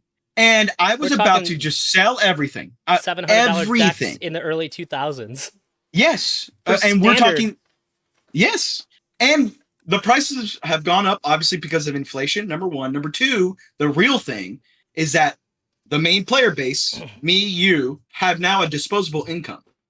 And I love the fact that they think about the players. I was going to quit Magic because of that fucking deck. And I only didn't because a guy, I came in on a Friday Night Magic and he said, hey, let me show you my sweet Earl the Miststalker EDH deck. What's EDH? And that kept that. If it wasn't for that, I was going to discard it like I discarded Pokemon and like I discarded Yu-Gi-Oh. It was going to be out of my mind. But if it wasn't for EDH, for the ability to create new games in a casual format and cheap, because all these cards were stupid, not good, right? Like Ristic Study. What the fuck is that? Let me spend $5 on it. Now, yeah. So your argument is crazy. that the best format is the one that Wizards has its hands on the least? They have it on the most. They print how many Commander products now in every standard set? They don't make the rules. For I'm Commander. glad that I don't disagree with that, but they're very much involved. But I don't disagree with that because it's a player-focused format. It's not a competitive format. It's a player-based format, and I don't want them thinking about it. And that's fine. I don't. But they think so much about Commander. What do you mean? Just because they don't make the ban list doesn't mean that they are so invested in Commander. I think that they're printing way too many Commander decks too. I don't completely disagree with that. I think that, but I'm still happy Commander decks that they're doing it. Extremely special and cool. It was wrong, yeah, and that was wrong. That was wrong. Because why? I couldn't even get a Commander's Arsenal when it came out. There was one allotted to my store. One with a huge player base of Commanders. Commander's Arsenal. It was is insane. Yeah. Okay, these are specialty products. That's not what I'm talking about. So, like the anthologies and stuff too. Anthologies. You know what? Those products were all pretty expensive, but also pretty worth the expensive price tag. The original. I'm talking Commander 2016 or. What was it? 2016. 2016 was the first big one, right? It had political puppets. That was I couldn't afford it then. I could have, but I didn't because I already had a couple decks already. I didn't want to get into it, but I'm so happy. That was different. That was the first products that came out for it. No. Yeah, and I'm so happy they ramped it up. Have they done it too far? Maybe, but I'm still happy that Cynthia, under her god-tier leadership, has been able to make this game great. You can't even say it without laughing. No, it's just funny. I'm sorry. So this is about what Commander. I do think that she's done a good time. The last 2 years have been good for Magic. Magic 30 was an overstep. Damn it. I won't disagree. Let me get my disagreement in here. Okay. When you could go to Walmart and buy a Commander Precon, this was good. It was still only getting... No, I want to go to LGS. It should be at the LGS. No. I'm saying this is win, not because you could win. When around the time that I could go to Walmart, so like I lived in the thumb of Michigan, there was no LGSs, and so when they dropped like the cool Grixis one, they had True Name Nemesis in it. Okay. That card was worth that like was a huge half the mistake. deck. Yeah. It was cool that I could go to Walmart and get that, and not have to deal with. And you know why that was a mistake? You know who ruined that? Chris Cox. No, your favorite format completely ruined that. I think that it was a mistake to let Commander be in Legacy. It has absolutely ruined the card prices. That's what Legacy. I hate Legacy it. is you can I use fucking hate it. Oh, I hate the it. whole point of it. I hate it. The sticker shit should not be in Legacy. That is so stupid. That's so stupid. It would defeat the purpose of the Can format. we agree on that? No, it defeats the purpose of the format to have cards that can't be played in Legacy like that. That's the whole point of Legacy is that if there's a Magic card, you're allowed to use it unless it's banned. I know. I just hate it. It hits too much. It's weird how I don't know. I don't understand how Legacy has such a strong financial. Well, I do know why, because the Legacy players have a huge wallet and they will fucking dump all their money into it because they all masturbate with each other and just like a fucking it's like a Limp Look, Bizkit. Like, oh my god, this fucking card's so good. And it's supposed to be for a Commander product. It's supposed to be a Commander product, not for you. God. There's True levels. Nemesis was a classic card, in a multiplayer format, not a one-on-one format. Oh God. There's levels to when I go and play at a legacy event. I have the duels that I have for my deck. They're always revised, but I'll go there and I'll see people playing like black bordered beta dual lands, and I'm like, "You're fucking crazy." Yeah, those should be in a picture frame in a vault. Okay, you should not be playing with those. But no, I think that having Commander products come out with every single set is crazy. What would you do it like once a year still? I think twice. I think twice a year is right about where we want it to be. You have your like core Commander decks that come out. You get the 4 or 5 core ones, and then if there's like a special set, like Baldur's Gate. Baldur's Gate would have been a that. good one for it. I do like the Modern Horizons one that's coming out. I pre-ordered the foil collector's edition Eldrazi one. Jesus. But I pre-ordered it from a local game store who's not jacking up the price a whole lot on it. He's only making 40% on it. So for me to be able to have a fully foil Commander Eldrazi deck, that's fucking huge to me. I love that. I agree. And I think that Wizards is okay. This is my personal anecdote. I travel a lot for work. And do you know how I find card shops? I don't go on Google. I don't go on Facebook. Store locator. I use the store locator on the companion app. That has been, it clicked one time. I was just like, wait a minute, what am I doing? And I went on there. I could see every event. They are driving local game stores. They are driving it. And I understand that Amazon is like a necessary evil in a way, because yes, we need to have a place to dump bullshit product. And we need a place to where people don't have an LGS. You know what would have been a better way to get rid of that bullshit product? If they really cared about local game stores, instead of dumping it all on Amazon for like insane prices. Like I watched the first time there was a dump, Rudy was like, I tried to buy as many as I could. You could have just straight up made money by buying those. People that are buying the Amazon dumps are doing the thing that you don't like. If they really cared about local game stores, to go, hey, we have a lot of extra product. You're talking about the day traders. Those people, I don't think about those people because I don't think they drive the market. The point that you've been making the most here. If they really cared about local game stores, to go, hey, we got a bunch of extra product. We need to get rid of it. Would you like to buy it at this discounted rate instead of selling it to other people who are going to do the same thing that the card shops are going to do? But instead of helping the local game stores, which is the lifeblood of this game, they're putting it all straight into their pocket through Amazon so they can get rid of it. I'll tell you why that is, because local game stores are idiots. How many owners have you met that are fucking stupid? Guaranteed Magic has thought about doing that. And it's 10 times, if not 50 times easier to talk to a corporation and say, look, we have this amount of product. What would you buy it at? And I'm glad that Amazon does exist to get rid of it, because I don't think it would be worth the time and energy to work it. Yeah, I do think I know. It's a marketplace. That's true. But that's what I'm saying is that Wizards doesn't have a place like that, right? Some store owners are very savvy. Some of them are not. I worked at a local game store. The guy didn't know a goddamn thing about Magic. No, I'm joking. He didn't know anything about Magic. I was told we tried Magic here a couple times. It doesn't work. He said, you know what? I'm going to give you a Magic community. We were the very first time. Yeah. We were the very first store to open our doors post-pandemic. I said, we have to be the very first ones, and I'm going to run these events. We're not going to make a single penny off of any of these events. In fact, we're going to put an extra $20 into prize support for these events for the first 2 months. After that, we'll scale it back. The store will be able to get about 20%, and we're going to unload all these fucking promo packs we've gotten over the pandemic to compensate for that, while we slowly adjust to what's profitable for the shop and what's incentivized for the players. And that's important. That's great. Yeah. What were they playing? What was the format that they were playing? The only thing that existed before that was Commander, but I got us having modern events there. And we did every pre-release after that, and it was all very, very successful. And I was able to host several legacy events, which did get killed from the store owner. The store owner wasn't a Magic guy. He didn't understand Magic. It wasn't their focus, but I made this a Magic store. It was Commander, the gateway drug to Magic. to the cardboard crack. That is the only way. And that's why I'm still okay with the overprinting of Commander products. Well, we even don't though I'm need not that for the that. biggest fan of it. Although, to be fair, I have don't you seen the need it, Naganti but- deck?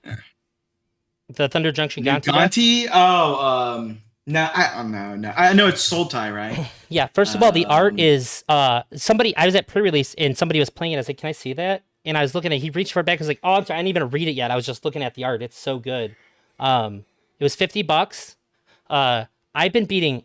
I've won every night that I've played with it at home. I got me, my wife, my kid, and my cousin playing, and Nice. this is. I mean, Cynthia wasn't there for it, but I'm sure she had some kind of hand decision making because Yeah, top for products sure. come out. For sure. It is the perfect deck for you. I'm gonna be really strong, but you can't bitch about it because I'm only as strong as your deck is. I steal your That's stuff. a classic style. And it's Yeah, not yeah, it's yeah. not Tasker. It's not T-Grid. I'm not taking cards out of your hand. I'm not taking Sure. resources you already have. I'm taking it off the top of your deck. You didn't have that yet. So it is Yeah, as it's- fair and evil as you can possibly be at the same time. It's so good. It's the still best way to stealing. get You're still it's- stealing, okay? You get so many resources. They're just not yours. Mhm. I like that product, but okay. So then, if you want to say all these things, this is fine. I would like to hear you defend the greatest sin that has ever been committed by Hasbro, which is Magic 30. Please. I know. Okay. I can't. We all know what it was. Okay. She showed a real face there. Mrs. We all know what it Philip was. Morris. It was a swing and a miss. But I'm fine with people. You don't. It was Hold not on. just You a want swing and a to? miss. You want to make cigarettes It illegal? It was Hold on. a. Are you saying you want cigarettes illegal? No, I'm saying that this person. So What's what's wrong with What's wrong with cigarettes then? What's Okay, wrong so- with being a part of a company that sells cigarettes? Do you want me to answer you? Her track Yes. record is she was an executive at Philip Morris, which means this woman's okay prioritizing profit over life. Her job there was to prioritize profits. Then her job was prioritize profits at Amazon Fulfillment Center, modern day indentured servitude facilities. And then she comes to Hasbro, and her first major project with Hasbro was the Magic 30. It was not just a swing and a miss. It was such an insult to a celebration. It was called Magic 30 Year Celebration. How did they celebrate it? By giving people the option to buy 4 randomized booster packs of fake Magic cards that you cannot play for $1,000. Yeah, That was with her sweet idea of a new art. celebration. And some reprints. Yeah. I noticed the tone of your did voice not change when you know- tried defending that. I did not know that your real name was Hassan Piker, because all I'm hearing is someone being an anti-capitalist, tanky, hating on a corporation that is offering exactly what people want. I'm hearing a lot of hate for cigarettes right now, which is fine, but we call it cardboard crack for a reason, and that's why it's You thought fantastic. people wanted that? That was one of the worst selling products. They actually ended up they used it as like prize support for like some of the bigger events because they had so much sitting on. It was the biggest failure in WotC history, maybe, except for Homelands. Maybe? Wait. As far as my memory goes, it sold out instantly. No, it didn't. Online. No, it was so Oh bad. no, we got to look this up. We got to look this up now. I need a fact check. As far as I remember, when WotC put it online to sell, it sold out in minutes. Right? Let me do a so Google. here's the thing. I know that there was a claim of that, but it was investigated into and it was not true. The sale stopped and they shut it down, and that's all that we had. They didn't directly say they sold out, but they made it look like that. But then when they moved the product to other things, like I said, their large events, they were offering them as like high-end prize support and stuff. They didn't know what to do with it. I mean, I did hear about the Commander Fest, like giving it to like if you bought the most elite package or whatever, that you got a booster. That's why, because they had it and they couldn't get rid of it. It was really bad, and not only that, too. Every Magic player felt insulted by that product. Okay, I don't disagree with you. Here's the problem. What do you do? What as a celebration for 30 years? You know what would have been really cool? I'm not saying not. From the I don't vault, think 30 years of Magic. They couldn't do that, dude. Remember from the vault that fell into the reprint policy of the reserve list. You don't put Like reserve all list I'm here, cards in it's there. the real thing is the reserve list problem. No, which you don't have to put reserve list cards in it from the vault 30 years of Magic. For But you 30 can- years, yes, you do. There's no way you there can are avoid cards the from reserve Alpha. list. There are cards from Alpha that are still legal, or that are still not reserve list. I know that, obviously. But iconic. Yeah. So in Alpha, one of the most iconic cards back then was, believe it or not, a card that you can't give away for free. Shivan Dragon. You could have made a special Shivan Dragon with a cool art. For They Beta, have. They didn't. Wait, hold on. Wait, didn't they do? They did a Magic 30th celebration. Like I have a Windfall. Like for every year. What was that called? The what's it called? Magic 30 promos. Hold on. I know I have some of these cards. 30th anniversary. Sarah Angel was the first one they made. that's a good one. So they did do that. They did do Savannah this. Lions They- would have been good too. Your idea, they have done. They did it in a smaller. They have done it here. They did a smaller thing of it. Yeah, but I would have. Yeah. Although I will say the Shark Typhoon on there is the art is. The Shark Typhoon? Hold on, let me look at Yeah, this. it's like I didn't play Magic because the art was so fucking dog shit and the frame was dog shit as a kid.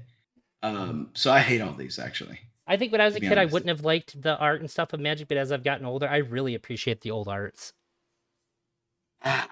For me, it's not even the art; it's more about the card frame. I It mean, depends. the art is fucking dog shit, obviously, and they have said so themselves. Come on, but the frame, I hate the frame. I hate the gold. I Oh, what, of the never Magic been a 30? fan of the Magic 30 stuff. Oh, yeah. Of the promos, and I'm talking like anything before Mirrodin, before the reframing of the border.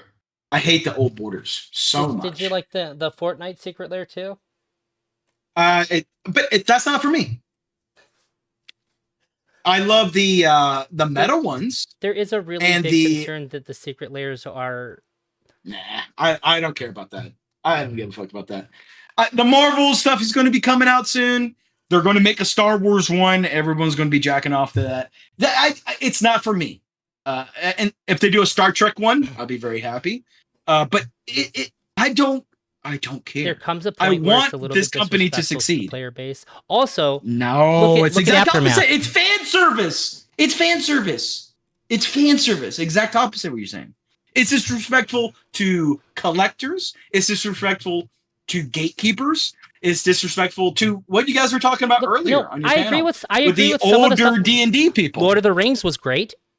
The Doctor Who Commander What decks. a amazing haven't they captured the flavor of those products as well, of those stories in I would very argue the Doctor powerful Who did magic it even way. better than the Lord of the Rings one. Yeah, right. And they big leg up on And making who Commander do you products think? actually Who worth do you it. think for setting that up?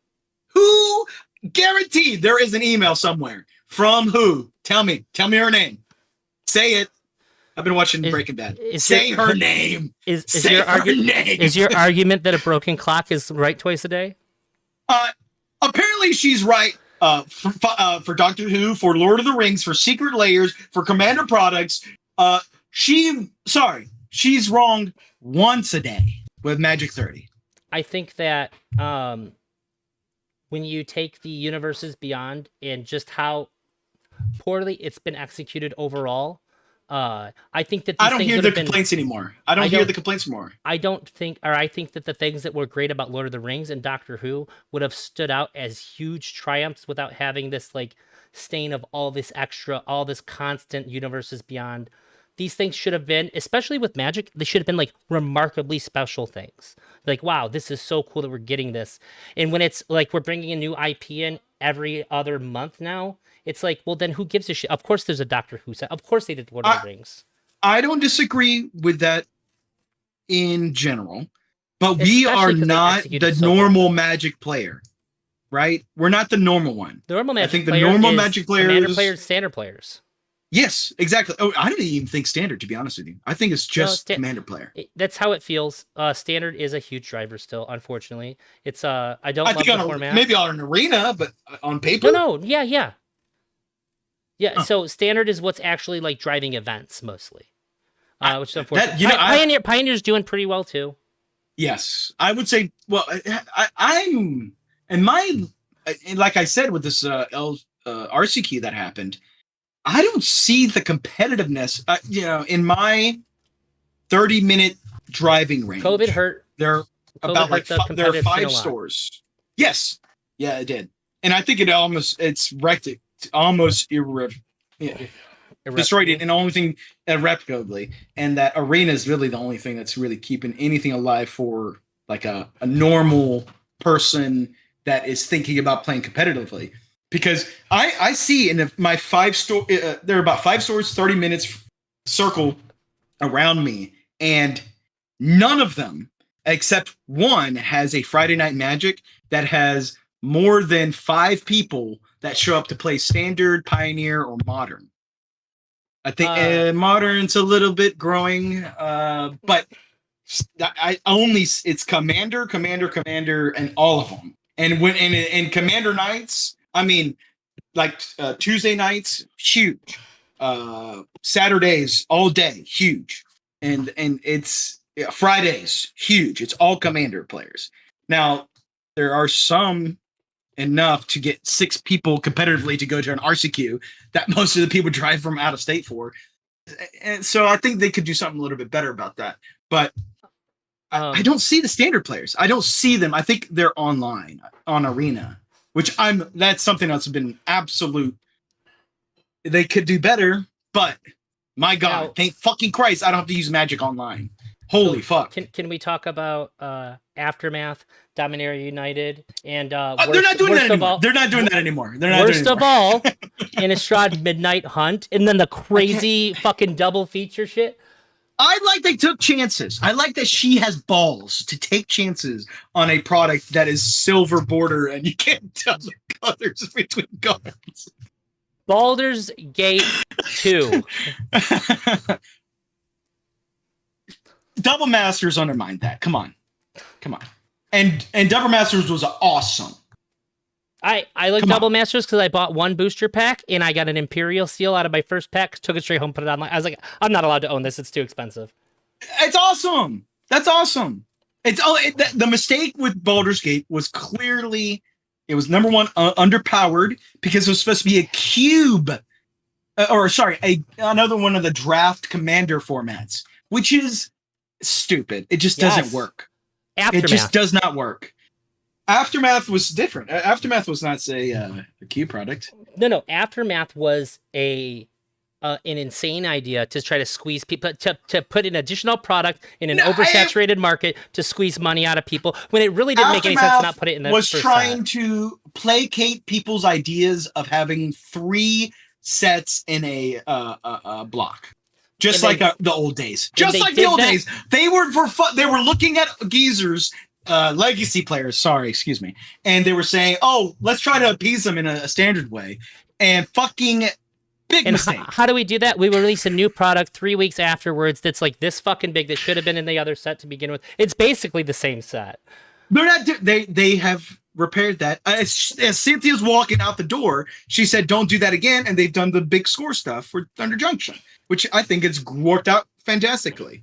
Strixhaven with the extra sheets, the Mystical Archive, all of those extra bonus sheets have been the special guest stuff. All of that has been handled. Chef what's Kiff's, it called again? No notes, 10 out of 10. What's it called again? You said it. The big score. The big score is not good. So now we have cards. It is good. No, hang on. Let me finish my fucking sentence. It's not good. That Simulacrum card that just came out. It's a mythic that is in a slot. So it's not just mythic, but it's like a mythic, right? It's in a slot. Is it? Yeah. The big score is only accessible in a certain slot in the pack, and this is a mythic. You know rare what the problem is? Come on, no. You know what the problem is with that card is. Wait, if you're saying that it's the not problem just is because of that.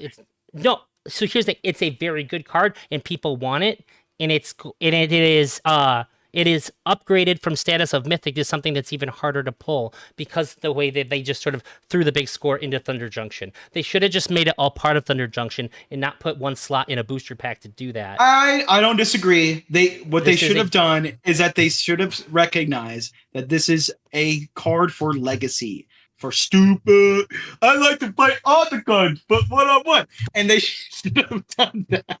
They should have done exactly what you're saying, because this card was meant for legacy. It says artifact on it, and it's meant to play cards for legacy, not necessarily standard. They messed up because it should have been a standard card, not a legacy card. But this is one card in the big score. There's other cards In in the big general, score. it's Did you amazing. see the new sword? I got lucky enough to pull it. The sword of wealth and power. What's the price? What's the price? Like $50. It's not that good. That card's not that good. Protection from instants and sorceries. When you deal combat damage, get a treasure token and copy your next instant or sorcery this turn. It's the best sword there is. Nah, bro. You can block. I can block. It doesn't have protection from my creatures. I can block it and kill the thing that you're going to try to do stupid things with. I'm going to know about that ahead of time because you can't instant or sorcery you're my not. creature. I got Counterspell. The card's not that good. People don't want it that much because it can be countered. Actually, it doesn't, but whatever. Yeah. You understand what I'm saying. I know what you're saying. This is you're really trying to $50 meme. You're card. trying to meme through all the criticisms. It's here. a $30 card. Excuse. Okay, it's come down. Correction. Then it's come down to it was. I don't disagree. It was. I think big score in general, great idea. Aftermath was a learning lesson, and guess what? They learned. That's super They fucking learned the wrong important from a lesson, company. though. The No, big but score cards. I like that they tried stuff. I do love that Cynthia, with her giant clit and her big balls, was able to try new things on her way out. It's fucking They good. tried new things specifically, only to squeeze more money out of a already exhausted player base. I don't the think release they're- schedule- the Obviously, release- we're not exhausted. You're still buying product. I'm still buying product. You're playing a Gonti deck that's fun and new. You can use all the and you're having a anecdotes good you time. want, but we have real But financial that's all data we from have. Hasbro. We have That's real true. financial data from Hasbro, and Hasbro has been doing terrible under Cynthia. That's why she stepped down. The constant releases, you cannot. As much as you've memed tonight, I know you can't tell me that they were releasing an appropriate amount of product at an appropriate They schedule. went too far. I agree, and that's why she had to step down. I agree. Yeah, it was too much. I don't disagree with that. These decisions that were being made were not about the health of the game or the player base. It was just trying No, to I don't squeeze agree with people. that. I don't agree with that. I don't agree with that. I think it was thinking about players, not collectors, because they have cards that they print. These commander products are very powerful, but not extremely powerful. They I'm take not the talking about time the and Commander effort. products. But that I'm talking about commander products because it's really important, because that is the premier way to get new players, number one. Number two, to keep old players happy and into the format that they love. Standard products, I thought Thunder Junction was going to be too powerful. It hasn't really made that big of a splash. It's kind of surprising, to be honest with you. I think it's going to take a In- little bit in- of time.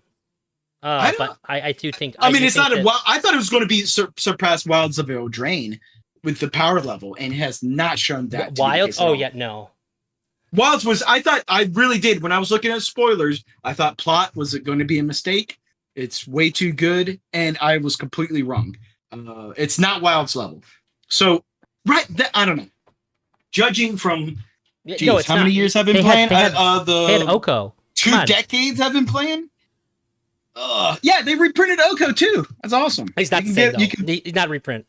No, Well, no, wait, no. There was a reprint in the. There was a reprint Wanted, the in wanted the one, yeah, and yeah. the yeah. I think the card frames are a bit of a mistake. I think they're getting I like that hit them. now. I like the wanted poster ones. Um, Where is it? I have. I don't like them because you can't tell what color they are just looking at them off chance. Like, I want to know. This is fucking what it sick, is. dude. It is. Okay, what? Yeah, who do you want to thank for that? Go ahead, say your name. The thing that you don't like. Yeah, I have to say that's why she's so good. She's able to appease both of us. I'm gonna lean on. I'm gonna guess that this is probably more of the Morrow department than the Cynthia department here.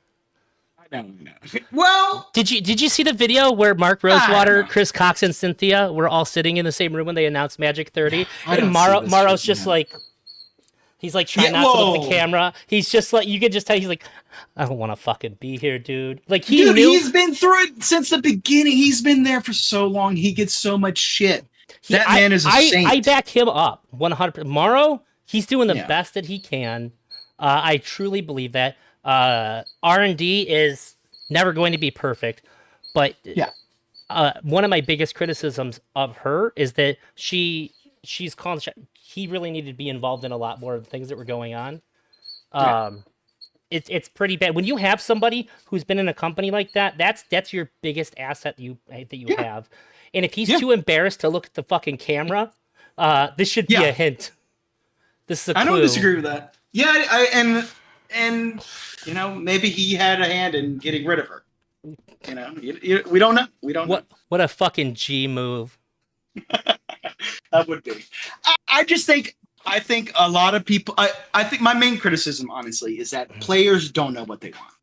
I'm glad that there are people that take chances, and they make their money or not, and they have to step down or not. I think Cynthia stepped down because it went a little too far, and the lag effect finally caught up with her. I actually think the reason why she stepped down is because Hasbro's stock has fallen so much since she's been in charge. That it was like an accountability because issue. of the pandemic and stuff. No. Post pandemic, it could be both. It was starting to go down with the increased release schedule. Magic 30, it fucking took a big hit. The overdoing of Secret Layers hurt it a lot. It was actually Magic 30 was so bad that it was actually in financial magazines. Like it was the first time ever you'd see like Magic mentioned in the newspaper, and it's because of how bad they were fucking up. Wow. Oh, and how expensive Black Lotus sold for, right? Or the One Ring. Yeah. Which, those things, I'm sure she had to sign off on that kind of stuff. I don't think most people were happy about the One of One ring, though. I do? What? Hold on. No. The specific one that Post Malone owns? Yeah. What's wrong with that? I think that's amazing. It's super flavorful, iconic card that was random, that anyone literally could get. That is amazing. That's so flavorful. That's so on point. Absolutely. You would rather live in a world there was no chance for a one of one? I didn't give my opinion on it. I said I don't think that most players were happy about it. What that did is it overinflated the price of the price of collector's boxes. Also, collector's boxes being a bit of an oxymoron when they printed them as much as they did. Right, because the demand. Right? Right? Well, you have high demand and you have a set print run, which was what would be making it a collector's product. Not calling it one, charging a premium price, and then printing it until people don't want to buy it anymore. People still want to buy it. Lord of the Rings still sells very well. Guaranteed. Look at the price history of sealed product and collector's boosters. It's bad. I mean, it goes down over time. Collector's boosters should go up over time. That's my point. But no. But if you look at standard sets like fucking Brotherhood's War, and God, that deserved that should have been a set that had really good commander. All of these have only gone up, right? All of these have only gone up. Don't look at ones with serialized cards. You mean collector's boosters? The collector's booster sets that had serialized cards will still hold some value. But the ones that don't won't. So Brothers War had serialized cards, which are unique cards. There's only one in the entire world. How about I guess Ravnica Remasters not. Lost Caverns. Lost Caverns. What about Lost Caverns? That's a standard set that's only gone up. No, I'm talking about collector's boosters. Is that in print? Yeah, that's the second to last set. Wilds of Eldraine collector's boosters. Let's look at this. Would this qualify? Wilds might be one that actually holds because that was before they started overdoing them. Oh my gosh! I bought a collector's booster of that, and I flipped it so well. I traded a foil Oko before it got banned in Modern for a Savannah and I don't remember what else I got, but a Savannah and So it was a very good investment. Well, I'm sure that legacy player is very happy. He was a modern player. I was like, yeah. And after the trade was over, I brought up, I was like, you're not afraid he's gonna get banned? He's like, he's not gonna get banned in modern, dude. I was like, all right. Wrong. Yeah, that was stupid. All right, Eldrazi, I appreciate this conversation. I never get to talk about Magic in a debate format. I will do it again and crush you again some other time. Is that okay? Do you play Arena or anything? Yeah. What's your main content? Your stream, right? I don't stream. I probably should. Would you be? So I really want to find people from this community, if not some other streamers. I want to have a Commander in Politics night because I know Will likes Commander. Will on his channel. Yeah, I didn't know that. I played talked this to him a little motherfucker. He goes, yeah, I got a deck I used to play. I'll throw it together. I was like, all right, you know what, buddy? I don't want to like overpower you. I'm just gonna use my pre-con Doctor Who deck, not change a thing. This motherfucker was playing mono red land destruction. I'm like, dude, you could have given me. You could have let me know so I could have at least played a real deck and not just a pre-con. You piece of shit. This is called It's called the social contract. Rule 0. We all know this as Commander players. You have to do it even with people that you know. I don't mind somebody playing land destruction, but I don't you should either. at least let me know that we're not playing pre-con level. Yeah. Stone Rain, turn 2. You're fucked. He did one. It was like sacrifice all lands and artifacts, and you get mana equal to the ones. I'm like, are you fucking kidding me, dude? Like, all I have is mana rocks and fucking lands right now. It was really dirty. I can't. I am.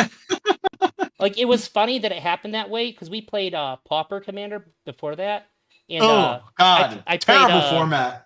Terrible format. The Drake that's power and toughness equals the number of instant sorceries in exile and in your graveyard. Cackling Drake was my commander. Crackling the Drake, yeah.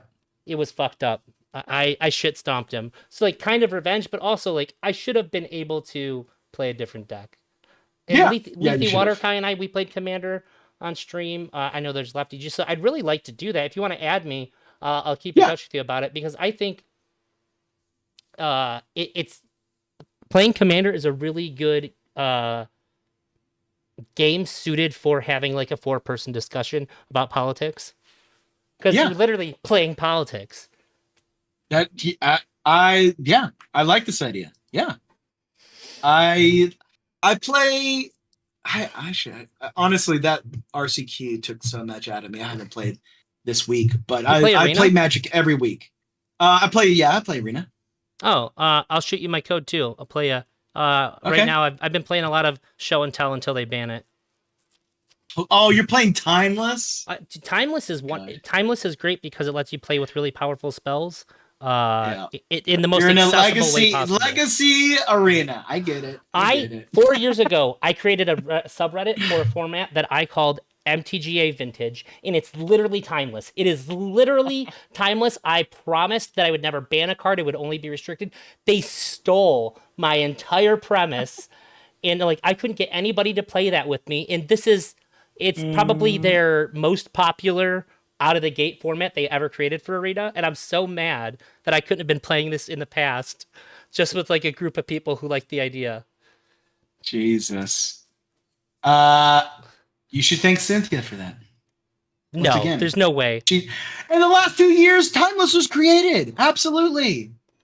Okay, if you're going to say Cynthia's in charge of Arena, you just destroyed her. You just rendered every argument Maybe you made not. so I don't know. invalid. I really don't know what Cynthia was in charge of besides general idea. I don't know what she does. Fuck.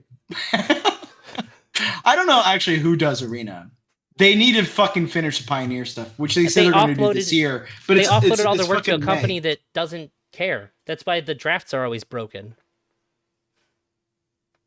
I have a lot of gems. I have not been drafting enough.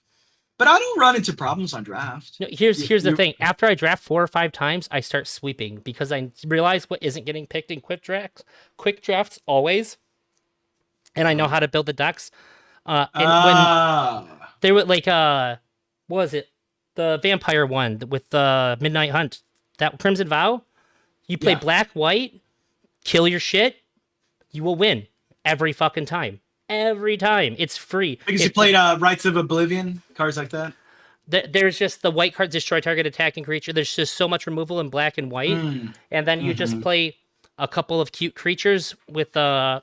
That's kind of the problem of best of one, right? Because then people would start playing a little bit smarter.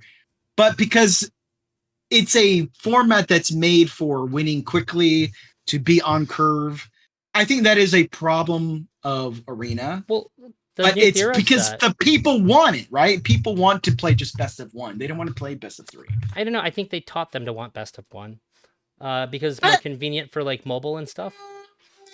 Maybe, yeah, maybe. But like, I mean, that is set, awesome, right? You play green white and you splash blue if you get the blue white aura. That's it. I won free fucking gems out the ass, dude.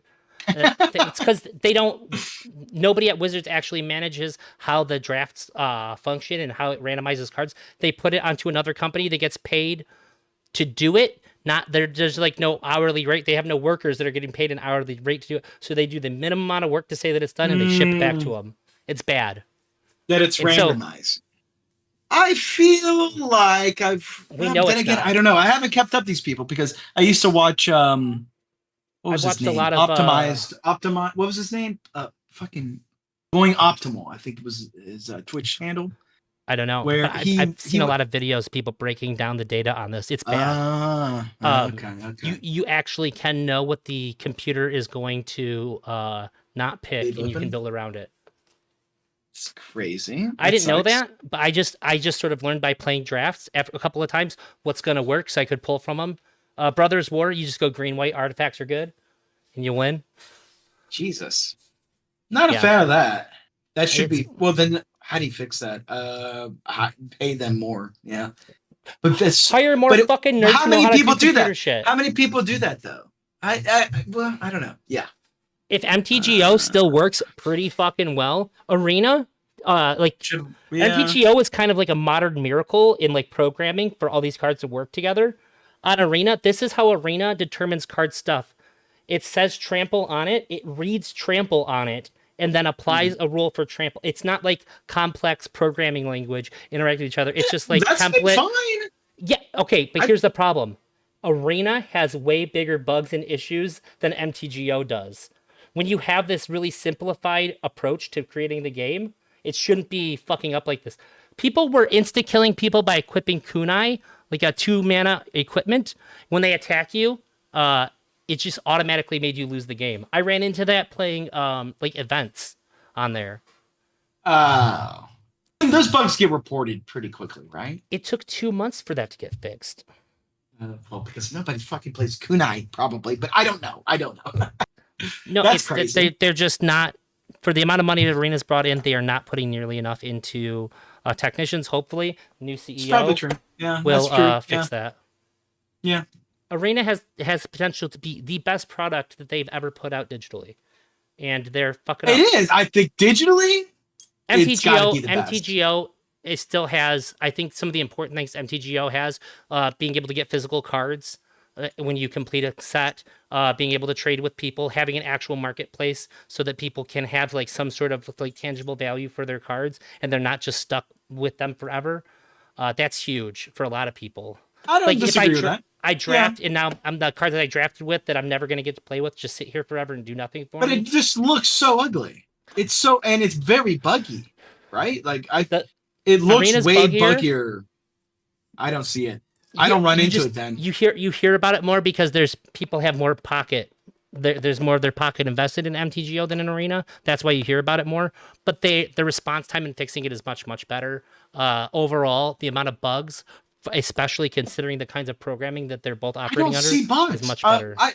I would say I'll probably run into a bug maybe once every 5 months. I don't see that many of them on Arena, but I'm very aware of them. I got you. Yeah. Okay. But part of it too is like, I have an insane gaming PC, so I know that some of these bugs, like a lot of bugs that permeate a lot of games, are caused by like not being able to run optimally. So having a great computer is going to mitigate that. But if it's playable on a cell phone, this problem should have been addressed a long time ago. Fair enough. But yeah, it was nice to meet you. Yeah, man. I think that you made a couple good points, but you also hurt a lot of your I own. destroyed you in the points. marketplace of ideas. That's fine. Hey, don't worry. You're not the first. You won't be the last. This man called me Hassan Piker, and then Yeah, and then you went declared on his an victory, anti-capitalist scree. and then declared himself the winner. Okay.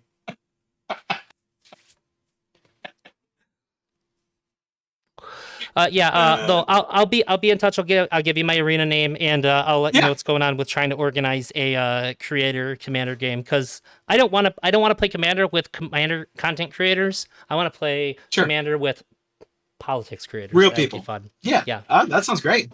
That sounds awesome. All right, man. Have a good night. I'll catch you later, dude. You too. Peace out.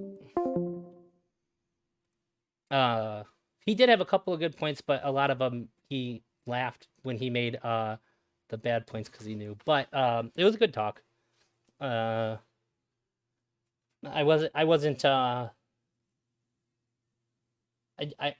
I probably would have been a lot more aggressive had I had a rough day. On those panels and stuff, you see me being like really aggressive, talking over people super heavy and like yelling and stuff. I usually had like a dog shit day, and so it's much easier for me to take shit out of them. But the panel before that was pretty chill. So also, I just want to comment on the fact that that chick who was there, Ginger, she was like the D&D expert. Oh my god.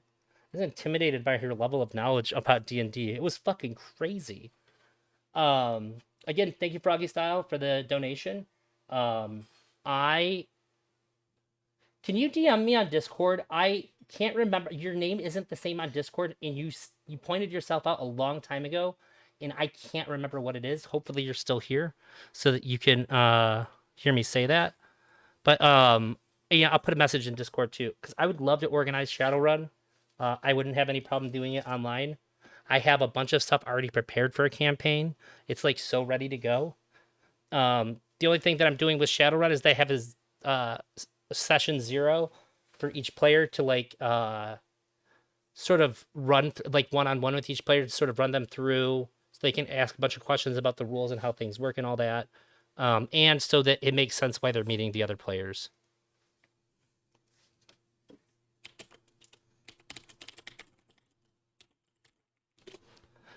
But that's it for me for now. I think tomorrow I'm streaming. There's a new Mr. Girl Lab thing. I'm assuming it's not going to be as bad as optically bad as the last one. But maybe not. The topic's still pretty impressive, I'll say. But yeah, thanks for being here.